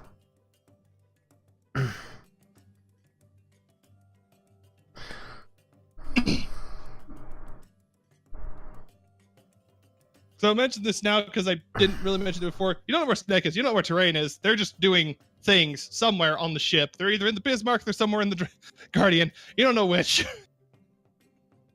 As long as we don't hear any explosions, we're good. Yeah, as long as you don't hear your thunder and screams of justice, you're fine. Yeah, if suddenly we hear Justice on the wind... Sorry, Terrain, I'm bailing. No. You just hear the sound. You just hear like a gun go off and Justice just like slowly drifting out. You look over, there's a cannon has just fired off the Guardian, and Terrain is like a dot in the horizon, just like shooting towards something. He's like, wait, no, I need to get there and mock Justice. Do you have a cannon? Yeah, fire me. Fire me, boy! Yeah, it's like load him into a railgun. Shiakyo would again have that deadpan blank stare and just be like, somehow this doesn't surprise me. It's like launching like a Gundam, that. just about, but it's a single Asimar man who wants to do justice. This is my life now. Welcome to Elemental Odyssey, where everything's made up and the points don't matter. I'm sad that it's almost actually accurate about my own story. What have I done? You drag your friends into it. Yeah, you let your het friends wreak havoc on your world. That's what To you be fair, did. you haven't actually reached maximum havoc yet. You've done some havoc, but not maximum havoc. And to be fair, he's had me poke at it a few times. Yeah. So like, I think all that's left is stuff that Tori has like vaguely poked, and then the goddamn end game. That's all you guys have left.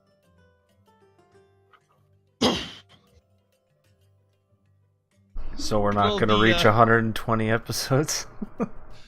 No, we're absolutely not. No. Damn. Depending on how quickly you guys go through things,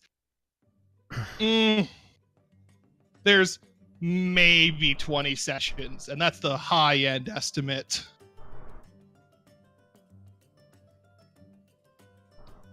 So, darling. That just Oh, sorry, go ahead.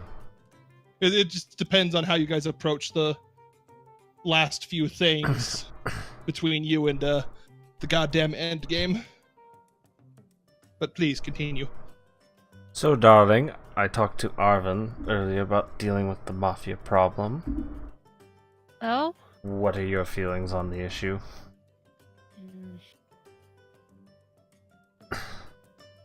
And I discussed that while they're not hard to find, we need to come up in a plan and whatever whatever else I talked with in relation to that subject with Arvin.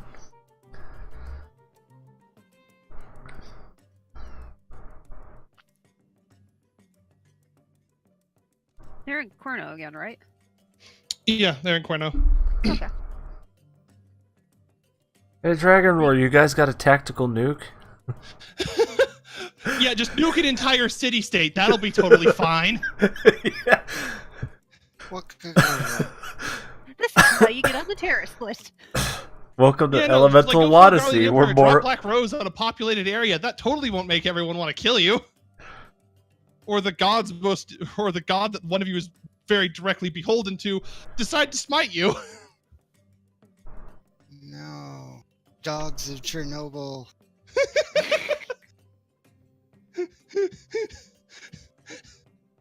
And this is how much divine power comes with a shock collar. Welcome to Elemental WOTTyssey, where morals don't matter. Things made up in alignment doesn't matter. Yes, it does, technically speaking, but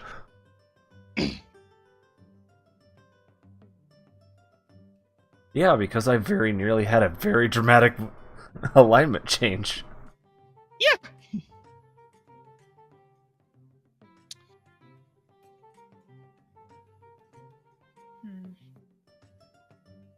The trick, honestly, is getting into where they're at without catching their attention.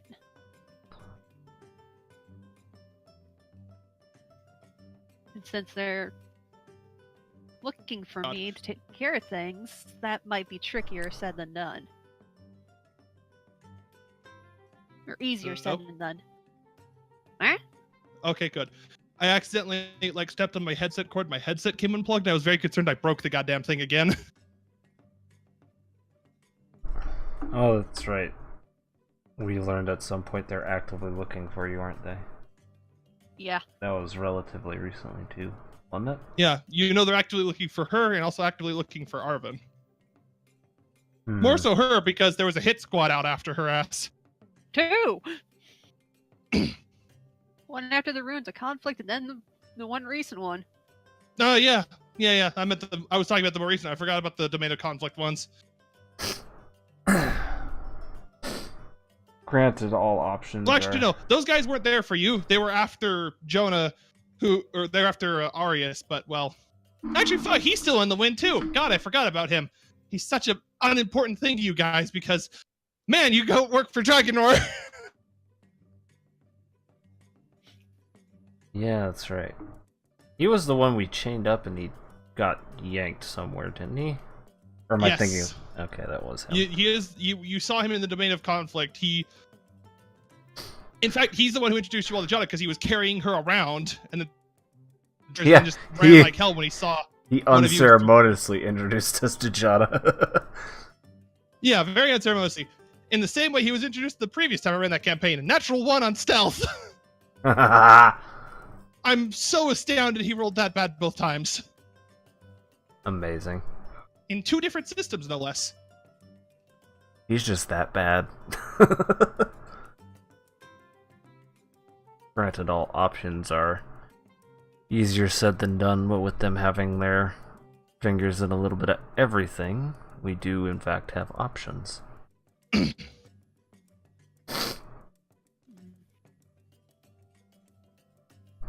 What were the options you were thinking? Well,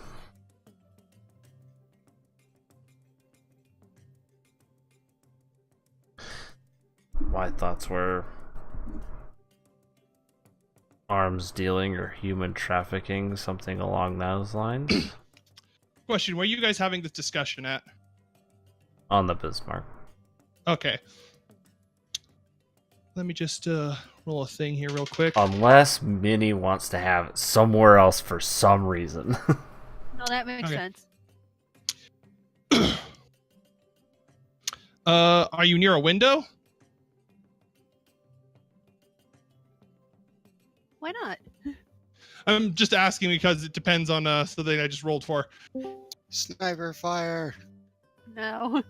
I know. I think I know exactly what it is. Hi, Ren. Hi, Ren. Hey, Hello. Ren. Hello. Justice. Nah, Justice is at work. Justice popped in to see what was going on. Discussing how to deal with mafia.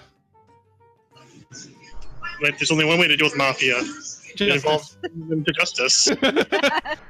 Well, it's how do we get to them to cause justice? It's the approach. We have an airship, don't we?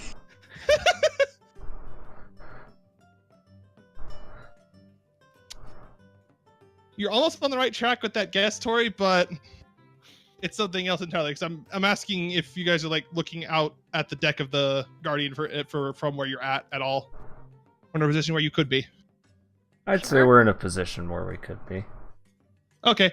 You very obviously then notice Arvin heading in Heading where, sorry? into the Guardian.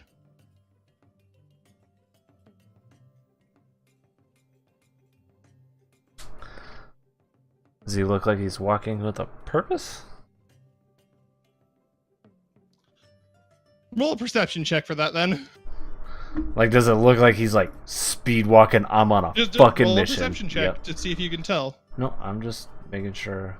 Padma can tell. You don't need to do shit, Zayakio. Those were both nat 20s. What the fuck? Winning. Tori, ladies and gentlemen, my best friend. Perpetual luck battery. Padma, you can very easily tell. Yeah, Arvin, there's like, it's not like the speed walking with purpose. He's walking, but there is a purpose to how he's carrying himself. Like he has something in mind.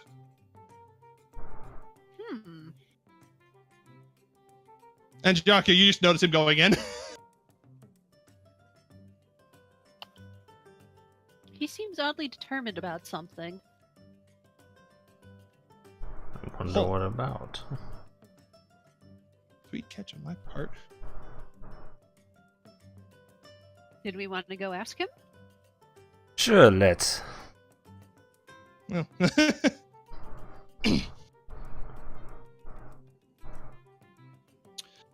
Let me see.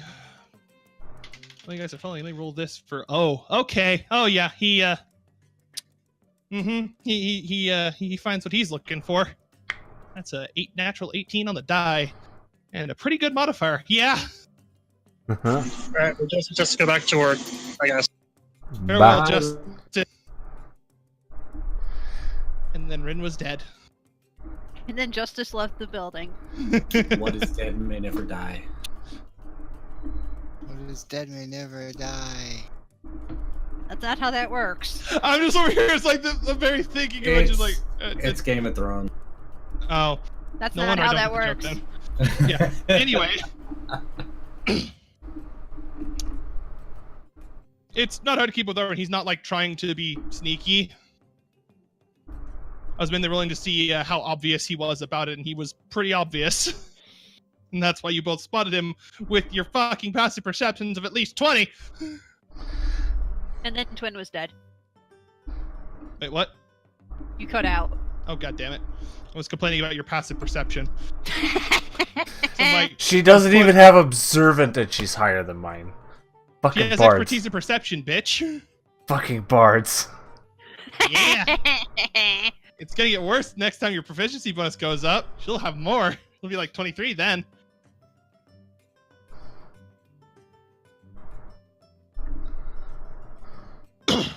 Anyway.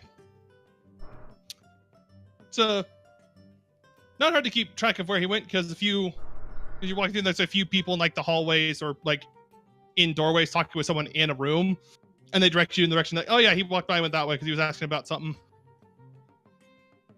What was he asking? Eventually, about? you find him in a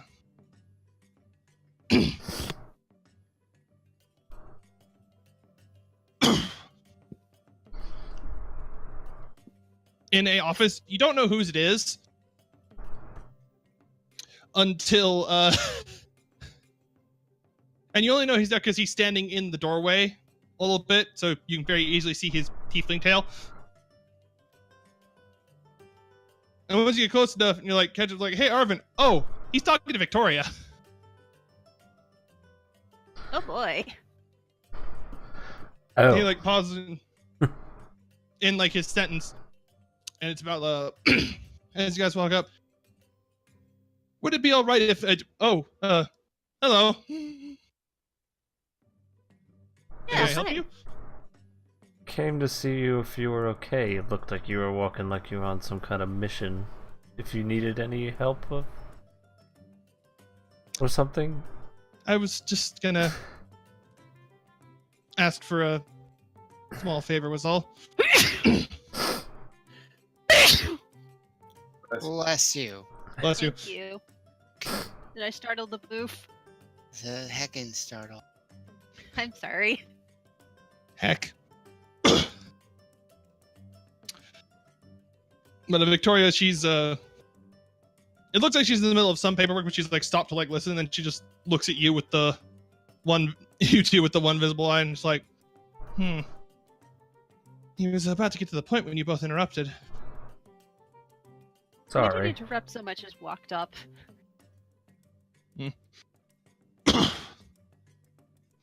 Yes, it was a simple question that been thinking about since a conversation I had with he gestures to Giacchio with one arm. And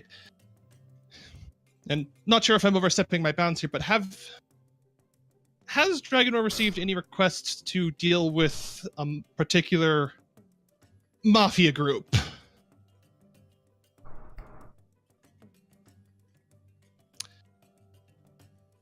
Victoria's like, that one eye is like staring through Arvin right now. Oh, goody. See what she rolls for her. After this, I remembered something I was gonna retroactively do. Or do at some point. Okay, so it's a really good insight roll there, Victoria. Yeah. Yeah. I feel that's in line with how Victoria would probably react. Well, you'll see. Victoria's like, depends on who's asking. Why do you want to know? Arvin's like, he like looks at you two, but you can tell he's not like actually looking. He's like turned his head in your direction. And he's like thinking. And he's like, someone who the Mafia has an expressed interest in capturing for whatever godforsaken reason.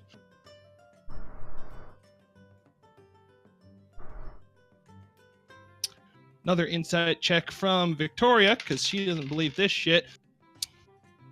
Well, she knows he's on the up and up still.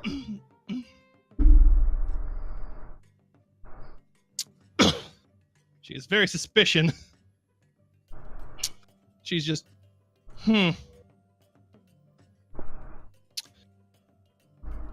Depends on the Mafia. There's quite a few. She swivels around and surprisingly, it's like got an old school file cabinet. Like opens it up and starts leafing through what seem to be folders. Like, which particular group of ne'er-do-wells have you run afoul of? Eslins. Victoria goes ramrod stiff. Wow, I like how the music froze as well. Music like perfectly cycled to a stop there too. Thank you. But she goes like completely stiff. Turns back towards him. And like rushes her head to one side, and for a moment you see a bit more of the scarring over her one eye. And she's like, that's rather large group to have run afoul of. Peppa just kind of shuffles her feet. Well... Armin's like, well, I wouldn't say I ran afoul so much as bumbled into being on their bad side. I very much ran afoul. Peppa's just going to straight up admit to this. Victoria will remember this. And Victoria- then she gives a TLDR of what exactly she fucking did. I was like, yeah, so I tried to castrate one of them. I may or may not have succeeded. I don't know. No. I shoved it down there and then I ran. After hitting him in the head with a nightstick. Good times. He was trying to be a creepy pervert on my young friend. Mm-hmm. Victoria's like, What about you? She looks at Arvin, and Arvin like gives the whole spiel about getting stable to the goddamn fucking Excalibur bracelet when you guys all found him. Mm-hmm.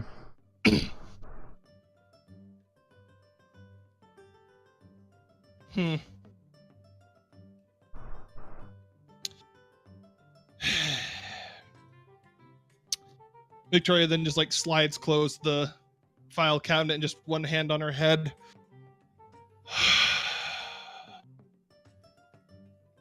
Fuck. You'd be a bit more eloquent about it, but basically. Mm-hmm.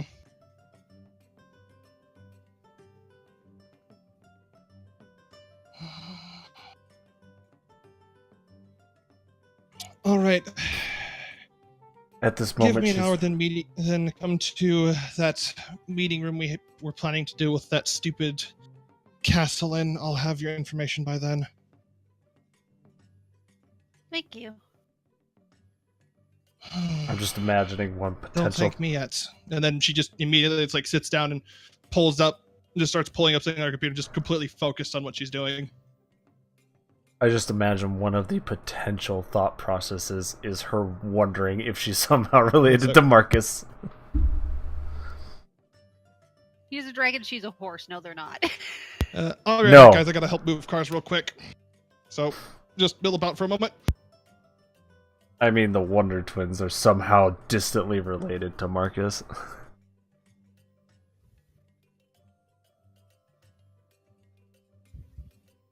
Because Marcus does some crazy stuff.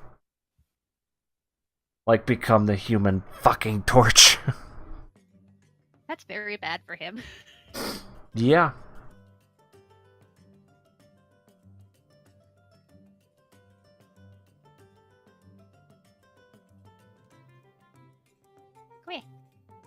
Que? Flying around on a chocobo. Hmm. And landed on something so quick.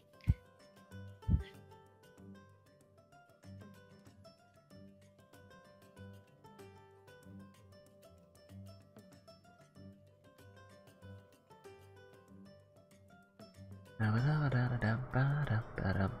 I had an O12 normal party last night where a ninja had augmented lost elegant daggers, and I'm just sitting there, ugh.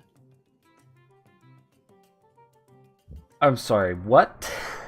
Augmented lost alec daggers in O12. Those are eye level what? 330. And a summoner with the Byakko book. That's not so I bad. feel your pain. I was like for when it came to the both of them phase, I was on one with the black mage who was consistently on the floor. I still outdamaged the male Omega by a good percentage or 5 on my own. It's just why took us 3 pulls because the first pull the ninja kept hitting the floor. My alt is essentially caught up with story. They're on Gimlet Dark. Nice. That's a fun dungeon. And I have Warrior up to 70 and Summoner up to 70 with Monk at 67.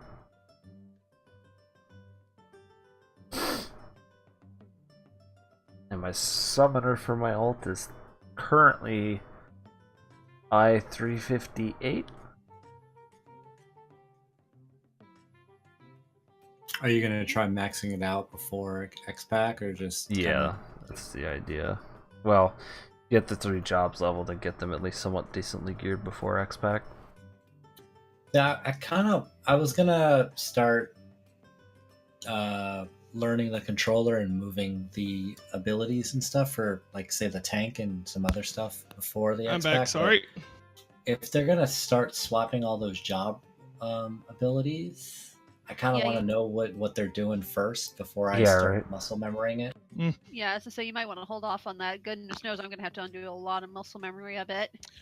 Oh, don't worry. I will especially look at my job. But I hey, expect now, it's your but oh God, why? X-Pack. Yeah. But hey, it's your I expect X-Pack now. but why? Anyway, where the hell were we again? Victoria told us to come back in an hour. Right, yeah. But then, yeah, so she just tuned you out and just started searching for something.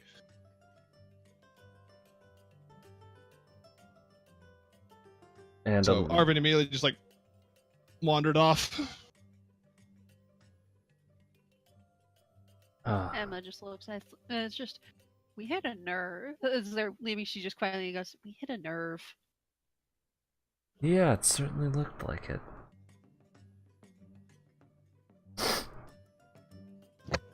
There's one other thing I just remembered. I may have some benefit in some way, shape, or form, but at least it provides some sort of closure in a sense. And I'm gonna go grab the pieces of the sword and try to figure out, with help, or see if someone can help me determine what magic, or if they can get it down to the specific spell that was used, or what was used to... Or no, wait. I looked this up before, and this was something that isn't normal and is officially unheard of. Yeah, officially it's only in the realm of like Kansaran science fiction, which in a land of magic, man, that's some deep science fiction.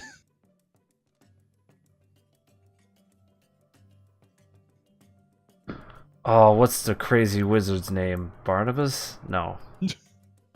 He might know. Oh, you mean Barbosa? He's not a wizard. He's a bard. Oh yeah, that's right. He's a bard. Never mind. You also don't know if he's on here because you haven't like tried to find him at all. This is also true.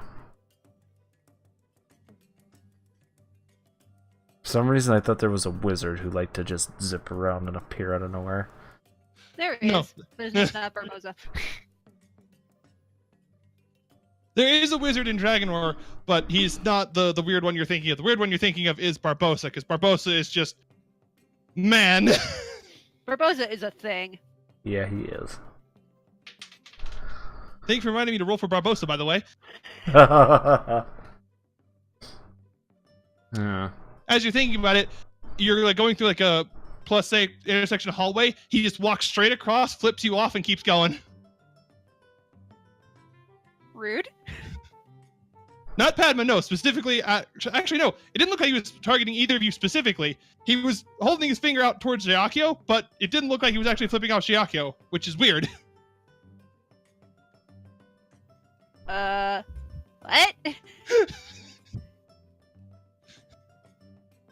Also, when you cross the hallway, he's already gone. Damn. Like look down the hallway he's in. You like see his backpack, which has like a toner of it, like a different, like a corner, just a little bit further ways down. Suspicious squint. He's starting to question whether or not Barbossa's real, or just some sort of weird construct of it. Giacchio, you hear ethereal grumbling. You're pretty sure it's Alias. Motherfucker. He sounds very unhappy. Because I figured it out. No. It doesn't sound like he's grumbling. It's just like you're hearing him be disgruntled about something. And then you realize that Giacchio, that you were flipped off by that guy, but it didn't look like he was flipping off you specifically. He was flipping off Alias. Yes. He knows about Alias? Wait a minute. Yeah, Giacchio got a fucking Blood Magic for Dummies book out of him once.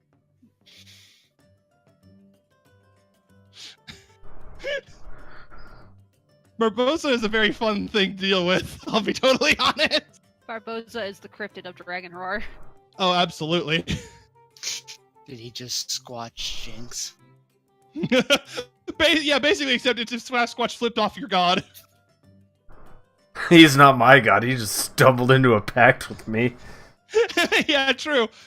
Well, technically speaking, by that virtue, he is technically your god, but man, you ain't beholden to him like a paladin would be. Or Giacchio is, or not Giacchio, Celestine is to Mama.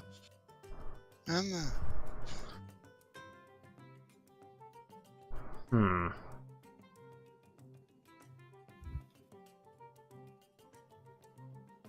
I might do it anyway, just in case someone could delve into some crazy shit. I'm gonna grab the pieces of the sword and see if someone can help me figure out.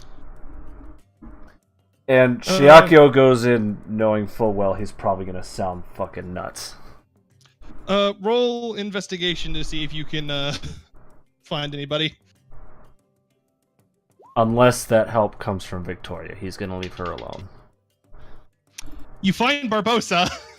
Haha!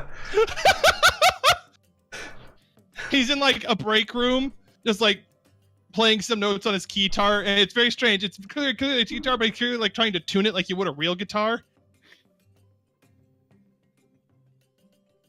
And he's like, hitting some notes, and he looks up at you. What? Two things. One, can you see the god I make the pact with? Or made a pact with me? Hold on, Unwittingly? let me- I have to roll so much for Barbossa. He's like a wild magic table. He just looks at you with a grin. Maybe. I'll take that as a yes, because you weren't flipping me off. Second thing. I flip off a lot of people. I wouldn't know, I don't hang around with you all the time. Second thing. And I know this is gonna sound crazy. Or something out of science fiction. He like gives you a look, just like, uh-huh. It's like, bitch, it's a very much a challenge. He's like, bitch, you think you can out crazy me? This... You feel like he takes it like a challenge. I pull out the sword pieces.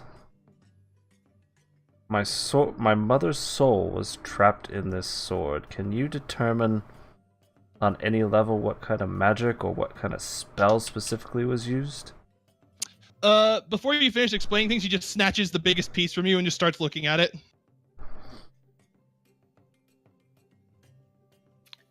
I let him look. Adjusts his glasses slightly, brushes a strand of hair out of his face, and you now realize he's wearing a wig, which is very strange,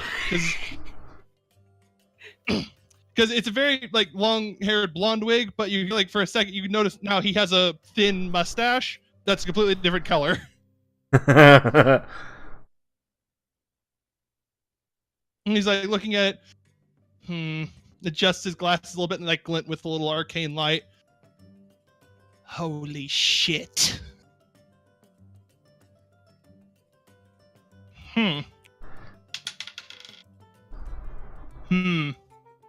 That didn't work. Let me try this. Just his glass again. They flash a different color. Just again. Another flash. He yanks off his glasses, throws them past you, and pulls out a different pair.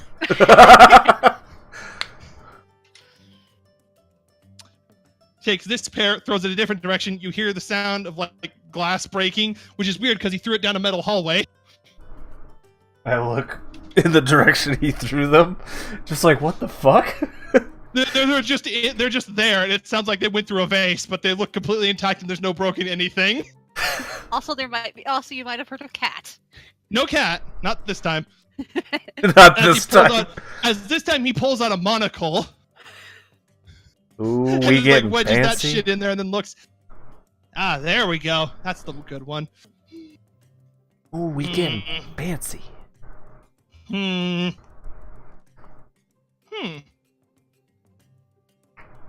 Interesting.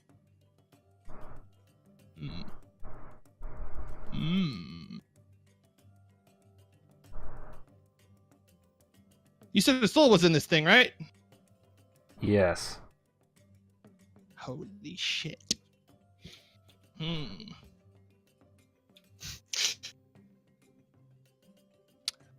Waiting for him to just outright be like, I don't fucking know. Yeah, I'm thinking the same thing. It's like, either this is going really well, or this is a giant waste of time. That's hilarious, and I'm loving it. He like shrugs, then throws it over his shoulder. I don't fucking know. I should mention, there is nothing over his shoulder but a wall, and somehow the sword hilt just disappears. Hey! Like it goes through the wall. He's just like, oh, don't worry about it. Also, duck. Please make a deck save. Fuck me. This is the price you pay. Nope, I'm getting hit in the fucking face. You get clonked in the back of the head with the flat of the broken blade. You take 4 points of bludgeoning damage. Ow. God I told you to duck. Dang! It is pretty spooky, though. Like, great old one Cthulhu Fatagan kind of spooky. What's So- a Cthulhu? What's a Cthulhu? Don't worry about it. This you're in the Barbosa realm now. It's all like being around Hildebrand, but actually funny. Lol. Pamela's just standing in the doorway for all this because she's also curious. Just Like, it's also spook. Like Cthulhu Fatagan is also spooky. So just don't like try to cast other magic on it, or at least find whoever did and maybe slap them. Because like, if that had a person in it, like that's fucked up and like really creepy and weird and bad. And like maybe you shouldn't just keep it on you. Like, professional opinion. But he checks his watch and wait, no, wrong one. He pulls out a pocket watch now. Ah, yes, I have to go. I'll be seeing you. And he just disappears in just all of a sudden in like this big like cartoonish anime smoke bomb kind of way. But you just hear this really loud fart sound. God, I forgot you made Barbosa such a bonkers character. Oh, this isn't even peak bonkers. Don't you worry, because oh, that fucking got wedged in the corner of the thing. Oh, baby, natural 20 on the Barbosa roll. Oh joy. You suddenly see next to where he was seated in a chair, a portal appear. His hand comes out and he grabs the plate of like donuts he had on the like little end table next to him and pulls it through. And then the portal's gone. Jeez, so many rolls. Hey, man. Out of character, I loved this. In character, Shiaku's just, Listen, I based him off a friend of mine who does very silly things sometimes. I just pick up the sword piece that clobbered me in the back of the head and find someone a little less crazy. Roll investigation again. Can Pamela roll too if she's helping?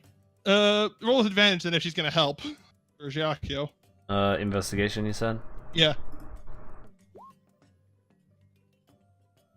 God, what's with my rolls tonight? Jesus.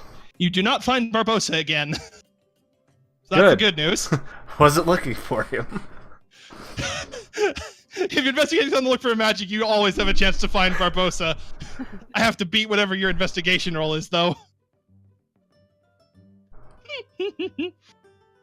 Instead, who do you find? Because who do I have on this fucking ship? Oh yeah, there's the list. Who do you find? Nobody. There's no one on the ship else on the ship who is skilled enough arcane to help you or isn't already busy doing something else. And by something else, I mean keeping the ship running. Well, fuck. Does that list include Arvin and or Fenless? No, because they aren't part of Dragonware. Okay, just making sure. In that case, I will go to Arvin and or Fenless. I don't know if they're together. Well, Arvin went back to the Bismarck, and I assume Fenless is just like on a lawn chair next to it, like sunning himself and drinking tea. That sounds good. Just like chilling, just got like sunglasses on, just like drinking tea. He looks remarkably. Bless you. Bless you. Has I'll a go sneeze. My left arm, it's numb. Oh man, those Oh, are brutal. no. Those are brutal. And to make sure he doesn't overheat, he has a like box fan made completely of ice. Because fuck it, druid magic. Hey man, he does have the Ice Odyssey forged. Exactly. Don't worry about it. It's the Built in air conditioning. box fan made of pure ice. All right, so you go to Arvin about it, and he's not hard to find. And he kind of has an idea. Because he was there? He was literally like, he was like coming down from up Yeah. on one of the fucking Yeah, he things was on the... while Yeah. that was happening. So he saw the thing break, yeah, because it's hard to miss. Yeah, I explained the situation of the sword to him. But as you're probably gonna, I admittedly understood at least the part of it because, well, I was there. So why are you coming to me about it?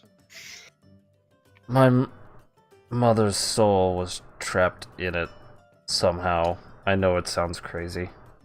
Oh.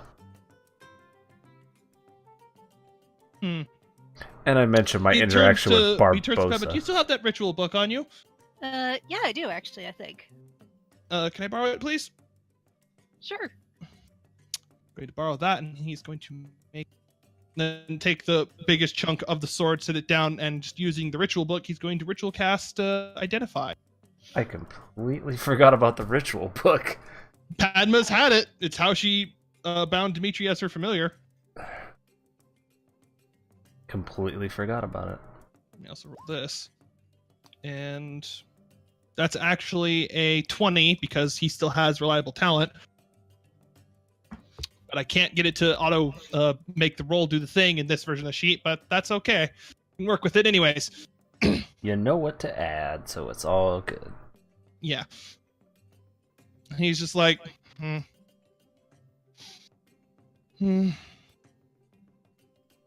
He looks at you. Have you tried investigating this yourself already? Like, personally? Aside from using grim psychometry to look into the past of the blade, no. You made an Arcana check, didn't you? Because you were trying to identify the magic yourself. That's how you knew it was weird. Wasn't it? My mother was talking to me from the sword.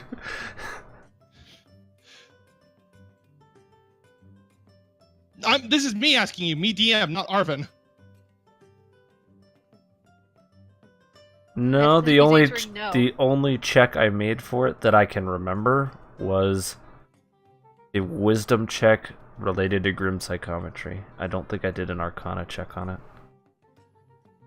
No, you totally did, because you did after you made a different check afterwards to see if you could identify a spell like what was you saw being used, And the answer is, I was like, shit's fake, bro. Oh yeah, that's right. Yeah, that's how you that's how I it was knew like it the was. realm of science fiction. I'm like, Yeah. you made a check to know this. Yeah, yes, I did. So then, My bad. okay, so you mentioned Narvin, like you looked into it, and apparently, I was like, well, I can't tell you more than what you've already found. Then, and just closes the book. I doubt anyone can. Beyond, well, the colossal dickhead who did that. And he just hands the book back to Padma and the sword back to you. Sorry. Don't worry about it. Worth a try. I put the sword back. Mm-hmm. Also, okay. Also, all those escapades only took a half hour. Oh, Okay. sweet Jesus. All of that in a half hour. Yeah. Listen, Barbosa. God damn it, Barbosa.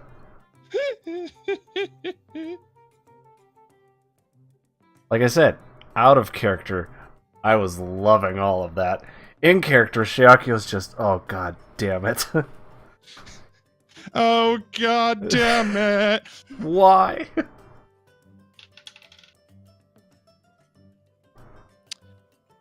You hear a whisper on the wind. It's Barbosa's voice. Because I can. And you feel like you're breathing. You turn your head, and he's already gone. You're like, what the fuck? God damn it. Natural 20 on roll for Barbosa, by the way.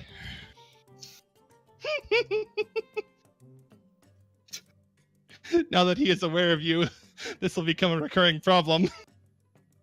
As if Alias wasn't bad enough.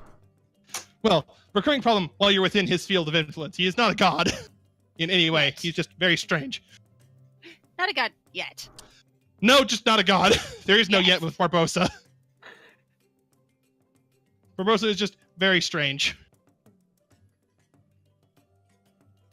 Yeah, at that point, I don't really have anything other than to wait for Victoria. Okay, then. So, the rest of that half hour passes. And you can feel free to just mark your health back up to full again. You'll be fine by the time it matters. Yeah, that's what I figured. Oh, that's right, there's no... Or is there a long rest button on here? Nope, I've looked. You have to Okay. manually reset all your stuff. Okay. It's I kind of a couldn't- pain, but I I'll could- take a lack of convenience for the sheet loading faster. Yeah.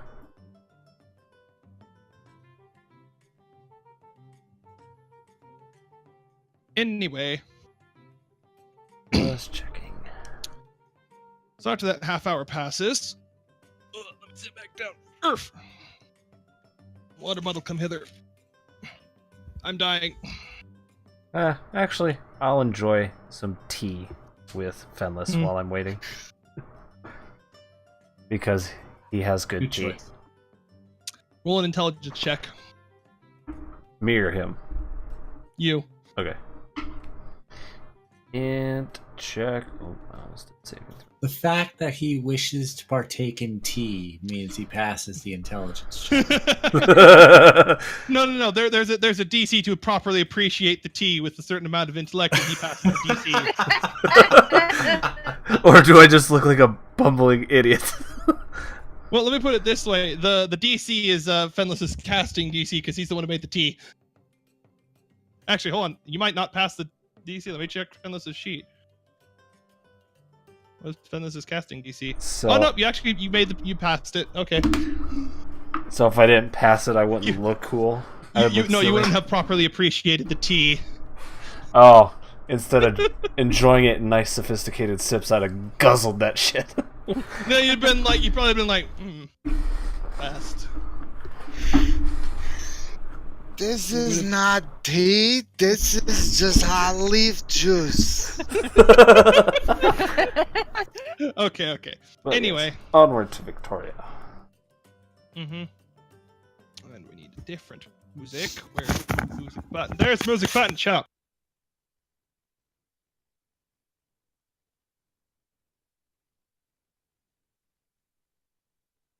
Where the hell is it? There it is.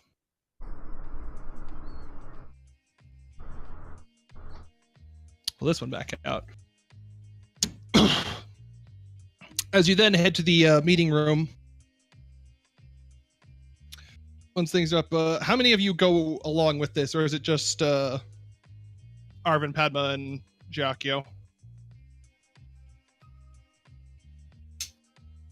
Like, basically, do Celestine and Fenless come along?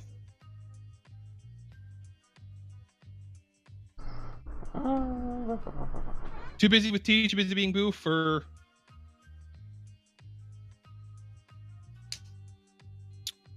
I know I can. Are we coming along with us? With you guys this time, or? It's up to you. That's why I'm asking. I don't mind. We're asking. My AOE spells are all yours. All right. Okay, so Hopefully we don't Celestine need is- them. I don't think you're gonna need him in an enclosed space, because if you do, man, you've got other problems. Like an entire ship that can shoot us down in 3 seconds flat. No, just Victoria. Well, not just her, but yes, Victoria. They're in the room with her. She is their first problem. Yeah, and there's a lot of other problems just past the door, including the door itself. Oh yeah, that's right. Her door does that. No, you're Oh thinking of the chair. God! Do I And to even? be fair, that's also at the main base, not in the airship. Do I even want to know? No. Because I'm not sure what Tori's talking about, but I know what I'm talking about. The bees. Oh no, that's back in her main office. It's not on the airship. There's no bees. Damn. Oh God! Not the bees! She Not the might have a bees! few of them on the airship with her, but she doesn't have all of the bees. I mean, you need nice honey for your tea. This is true. So she does have a few, but not all of them.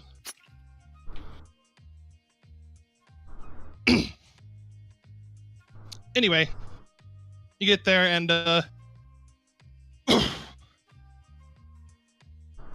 as you're approaching, you see this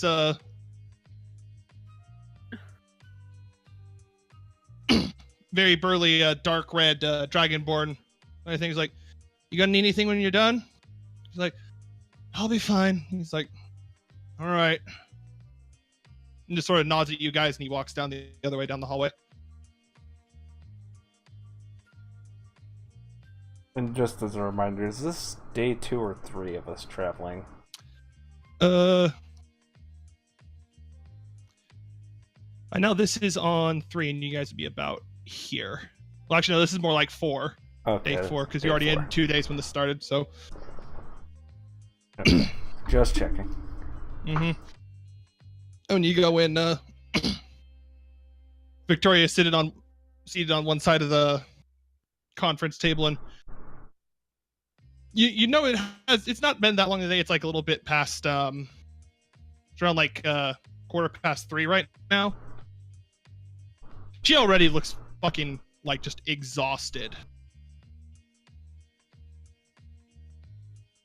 And like, you know, nothing major has happened. Like, there hasn't been like fucking, they haven't come under attack or nothing. Like sky pirates or some shit. She just looks tired. He is ready to be done with this shit. Mm-hmm.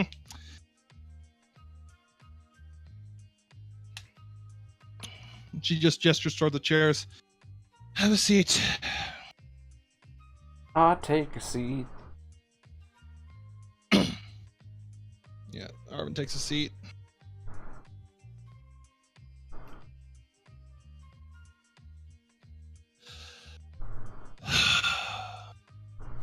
When she hits a button and a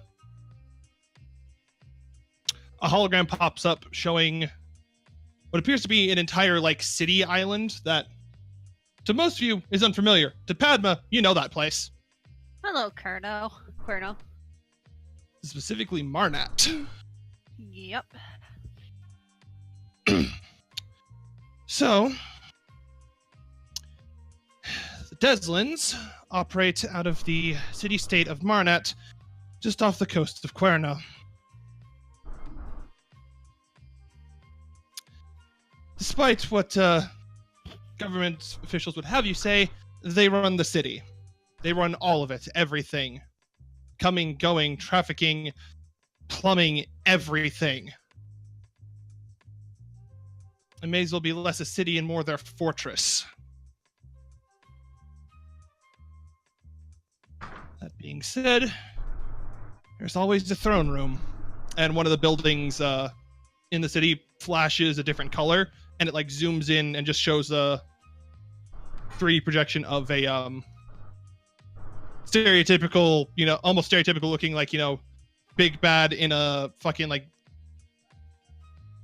big bad in like an action movie in like their multi-story corporate headquarters or some shit.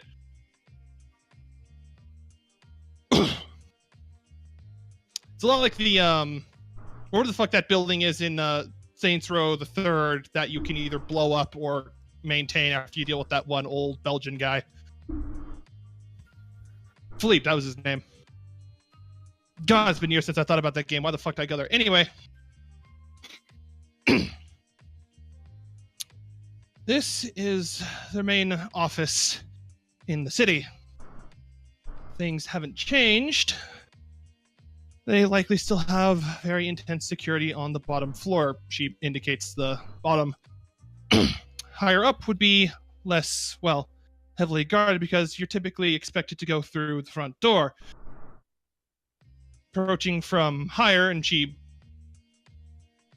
pushes a few buttons, and a little helicopter icon just starts like circling around the building. Could have some effectiveness, or it could go catastrophically wrong. And as she says that, a little missile shoots out from the building and blows up the helicopter.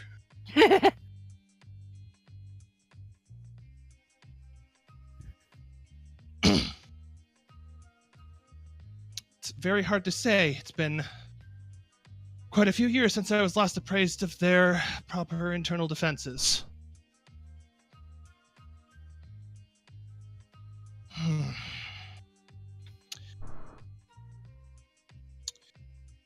Now,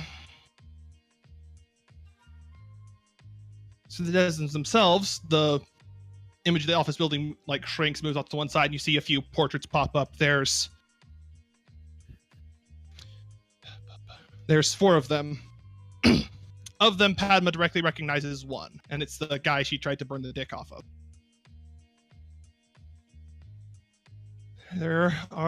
These are the, and she does his like sarcastic finger quotes with very thinly veiled contempt in her voice, the heads of the family, or to put it simply. Actually, hold on. Fuck, do I have their names? Need to check this. Don't have that written down. At least not in my notes. It must be in the actual stuff for the story.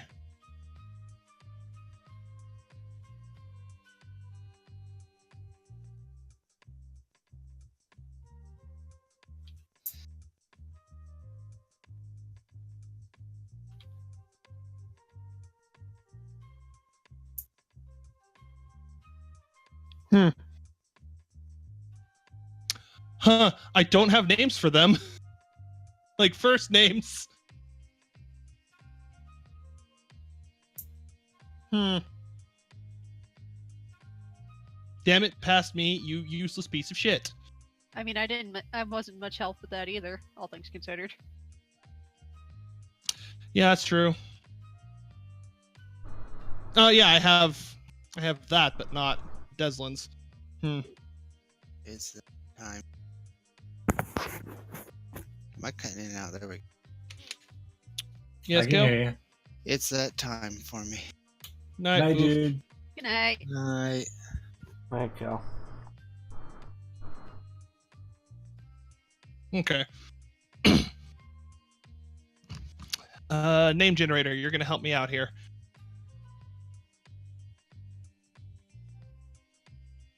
Fantasy name generator, help me out.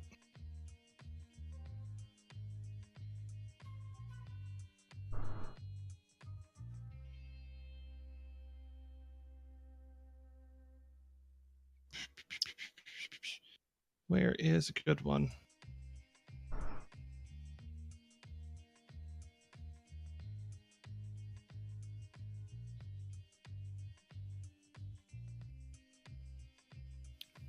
No, that's not a good one.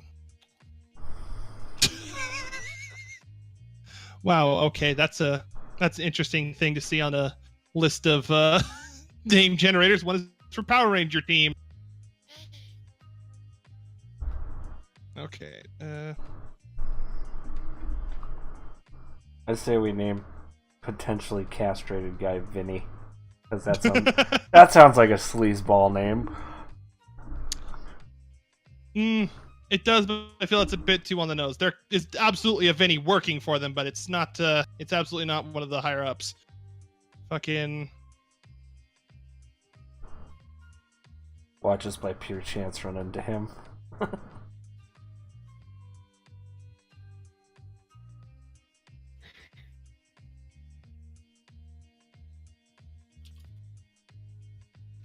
Okay. This is the family patriarch, Jarek Deslin, and Jacquio, you recognize this guy. You saw him in that, in the Skype hologram call, yeah.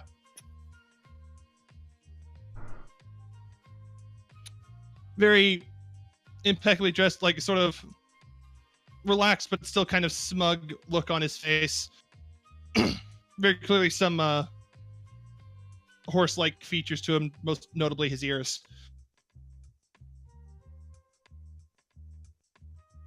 And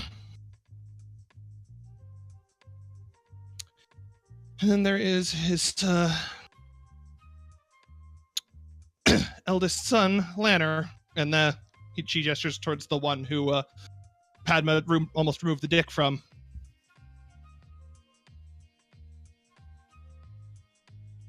And there's the and there's the matriarch. What was that fucking name? Where did it say it? There it is. Kara and her sister.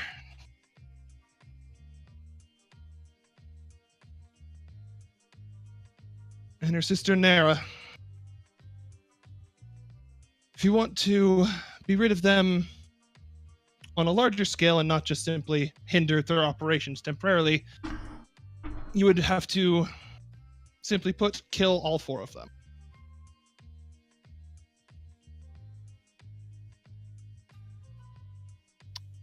Well then. Go big or go home. Plus, I recognize him. Pointing to the patriarch. I forgot his name already, sorry. Jarek. Jarek. Well, I was like, I'll write down their names. Trying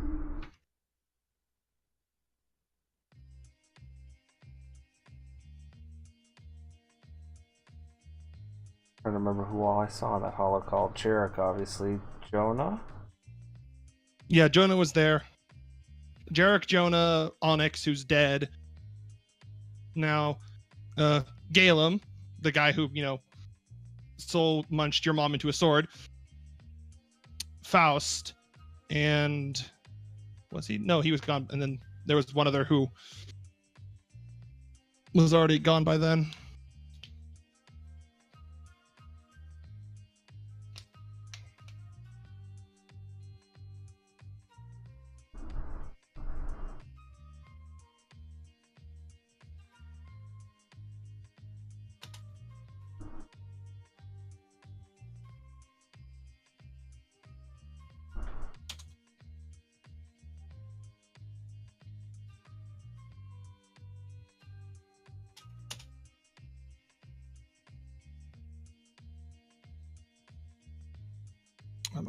Where the fuck did it go?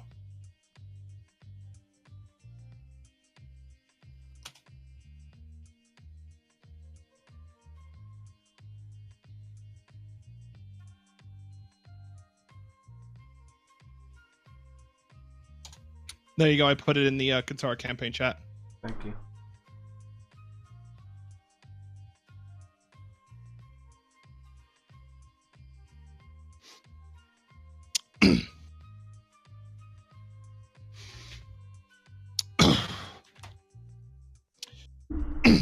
Oh fuck, where the hell was I? Something about having to nip all four of them in the bud. Oh, right, yeah. And I had made mention, I remember him saying go big or go home. Well, many faults. A sort of untouchable pride is somewhat of Jarek's, I would say, one of the pillars of his ever so charming personality. There is so much contempt in her voice. You're amazed the fucking walls aren't changing color.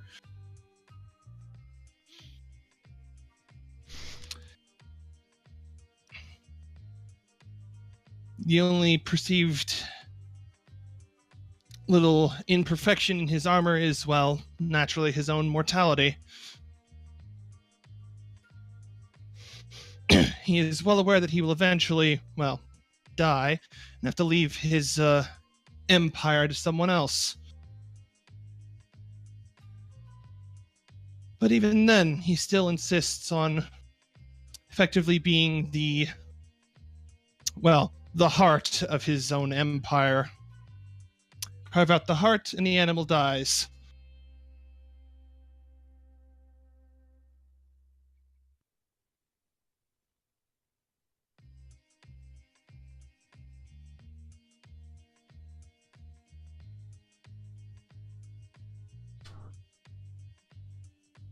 See.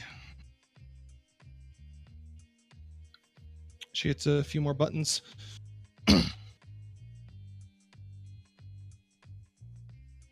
Though in truth, it's so rare for them to be directly assaulted because, well, most of the attempts that have been made haven't exactly gone well. Or, well, as well, if they had, you wouldn't be likely, none of you would be in the positions you currently are.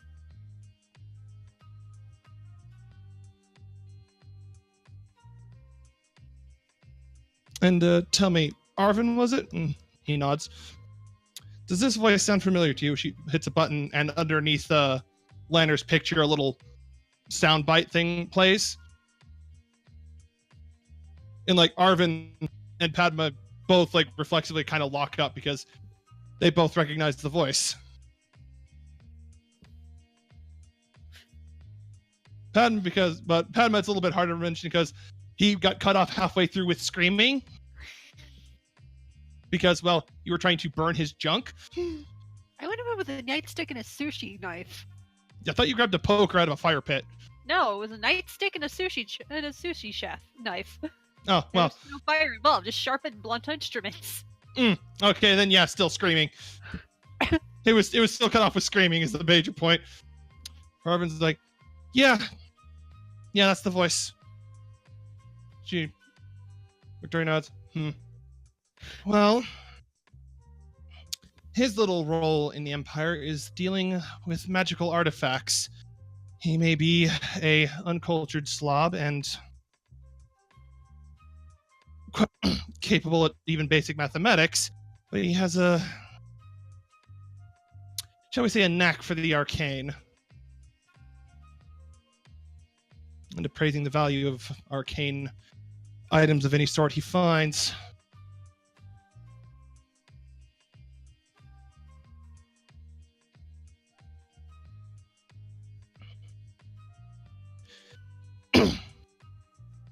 Kira, meanwhile, is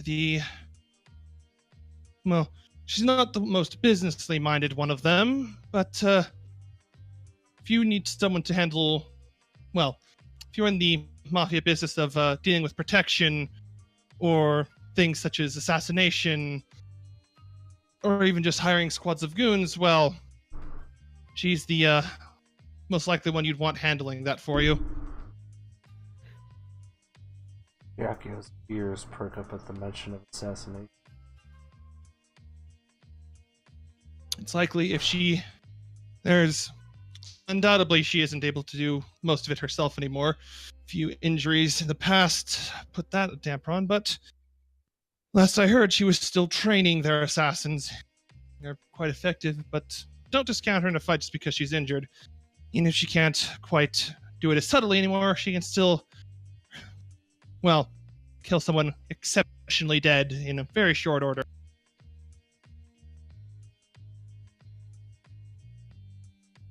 Her sister, meanwhile, if you need someone to act as the public face of something, you'd be hard-pressed to beat her for managing to somehow, despite how well known they are, keep them entirely out of off the radar outside of Marnat. Very good at coercion, talking, sucking up to the right people. In general, just out of character dick sucking. No, general coercion stuff of any variety. She's not exactly shy.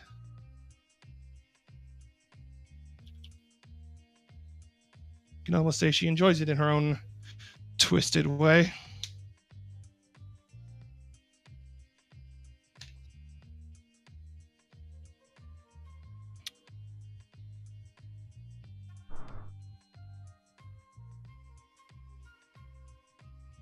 You should consider yourselves fortunate, however, in the event, well, you do actually decide to launch some manner of direct attack on them.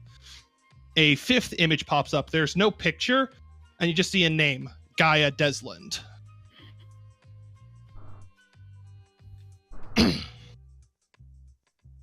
They had a daughter at one point. She was the best assassin they had.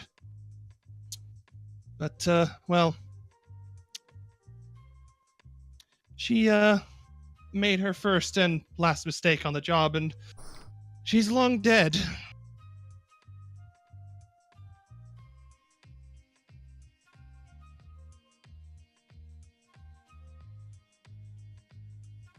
How long dead?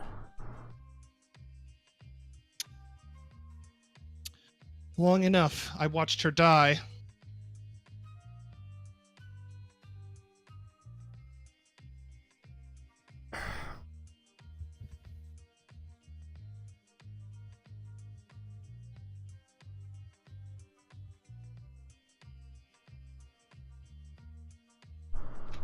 Silence falls. I'm like waiting for someone to like say something, so I'm like, I'm just gonna let you do this? Okay. How do we respond to that? With dun dun dun. I mean, apart from me responding, because that's no fun. Well, yeah. Like, I'm looking right at Jinx, because like Jinx is running the show right now. I'm like, you have nothing? No, because I'm trying to remember out of character.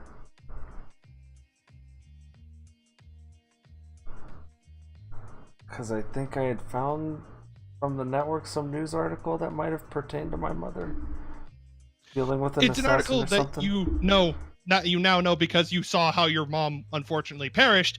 That absolutely does not pertain to her at all.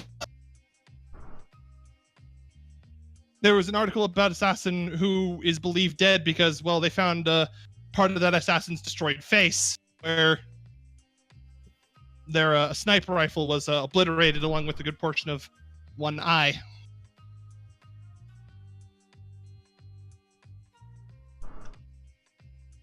And for a long time, you thought that was the assassin who killed your mom. No. You very clearly, through grim psychometry, know it wasn't. Yeah.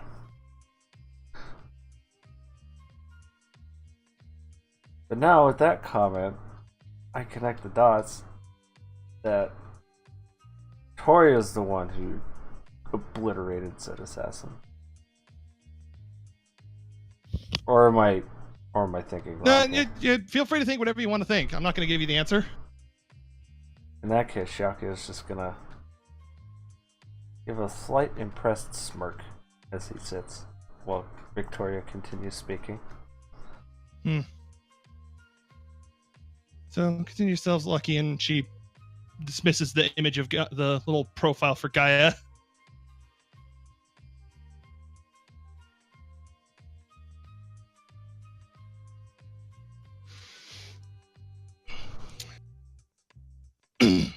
So if you truly intend to take them out... Sorry about that, I had a snoozing fit. Don't worry about it, Tori.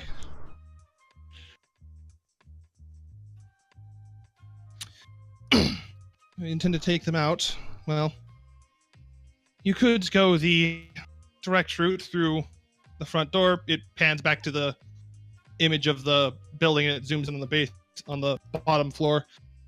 Go in that way. Bit out of date on what all security features they have down there, but I would assume the basics: metal detectors, arcane sensors.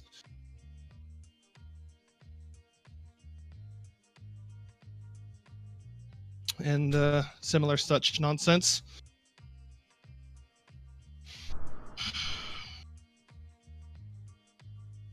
And undoubtedly, they've made a few improvements, likely panic rooms, escape routes. It's all very hard to say.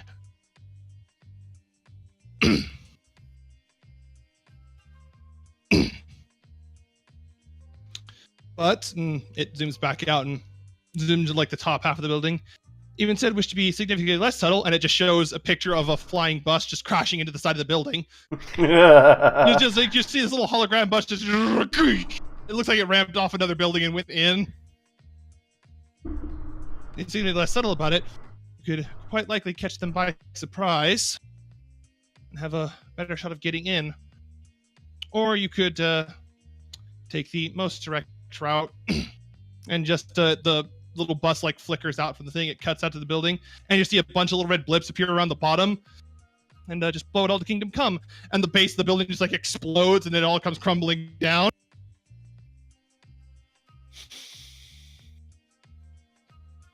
Among many other, it starts cycling through various different, increasingly hilarious ways of just blowing up one building, including a kill sat. And it's very elaborate for her to have made in about an hour, so you think she's had these like prepared, and you're not sure why. Just machinist LB3 the building down. No. It shows the thing and then it zooms out to an orbit around the planet and there's a space station with a gun on it up there. And then you just see the beam go down and like Independence Day, the building.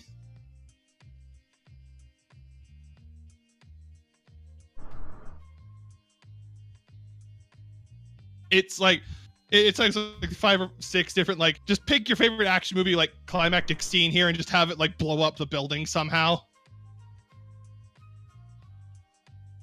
Like Die Hard, fucking insert James Bond movie here, just whatever. The silliest one is when somehow a volcano happens. And the building just slowly sinks and melts. I see you've thought about doing this yourself for a while. At least as far as taking down the building, I mean.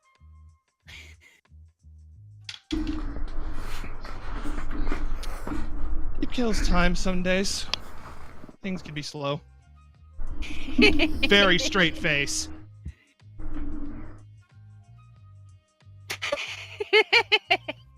Oh no. Sorry. I just saw someone run past me in a car named Harm's Way. Excellent. But whatever approach you decide to take is entirely up to you. You could do it with your little group. You could ask for assistance. Certainly however you wish to approach it. And she then slides a little PDA across the table towards Padma. That's everything I've been able to compile on one easy-to-read place. And she stands up. She still looks really tired. If you need me if you have other questions, you know where to find me. And she exits the room and head back to her office. Thank you. She like pauses in the doorway. Then keeps going. It looked like she was about to say something, but then just walked away.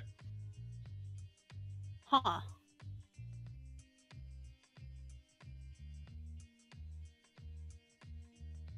So I guess the $1 million question is, how do we want to do this? And that's where we'll end the session. I will be right back. So yeah. Alright, and with the end of the session comes the end of the stream. Thank you all so much for watching. I should be live tomorrow at about 3 p.m. Pacific with our weekly Wings of the 12 raid. Hope to see you all there. If you aren't already, the quickest way, of course, since you're already here, to know exactly when I go live is to make sure you're following and that you have notifications turned on. Otherwise, there is my Twitter. It is twitter.com/JinxMcNinja. And there is also my Discord, the McLounge. Links for those are currently in the chat as well as down below the stream.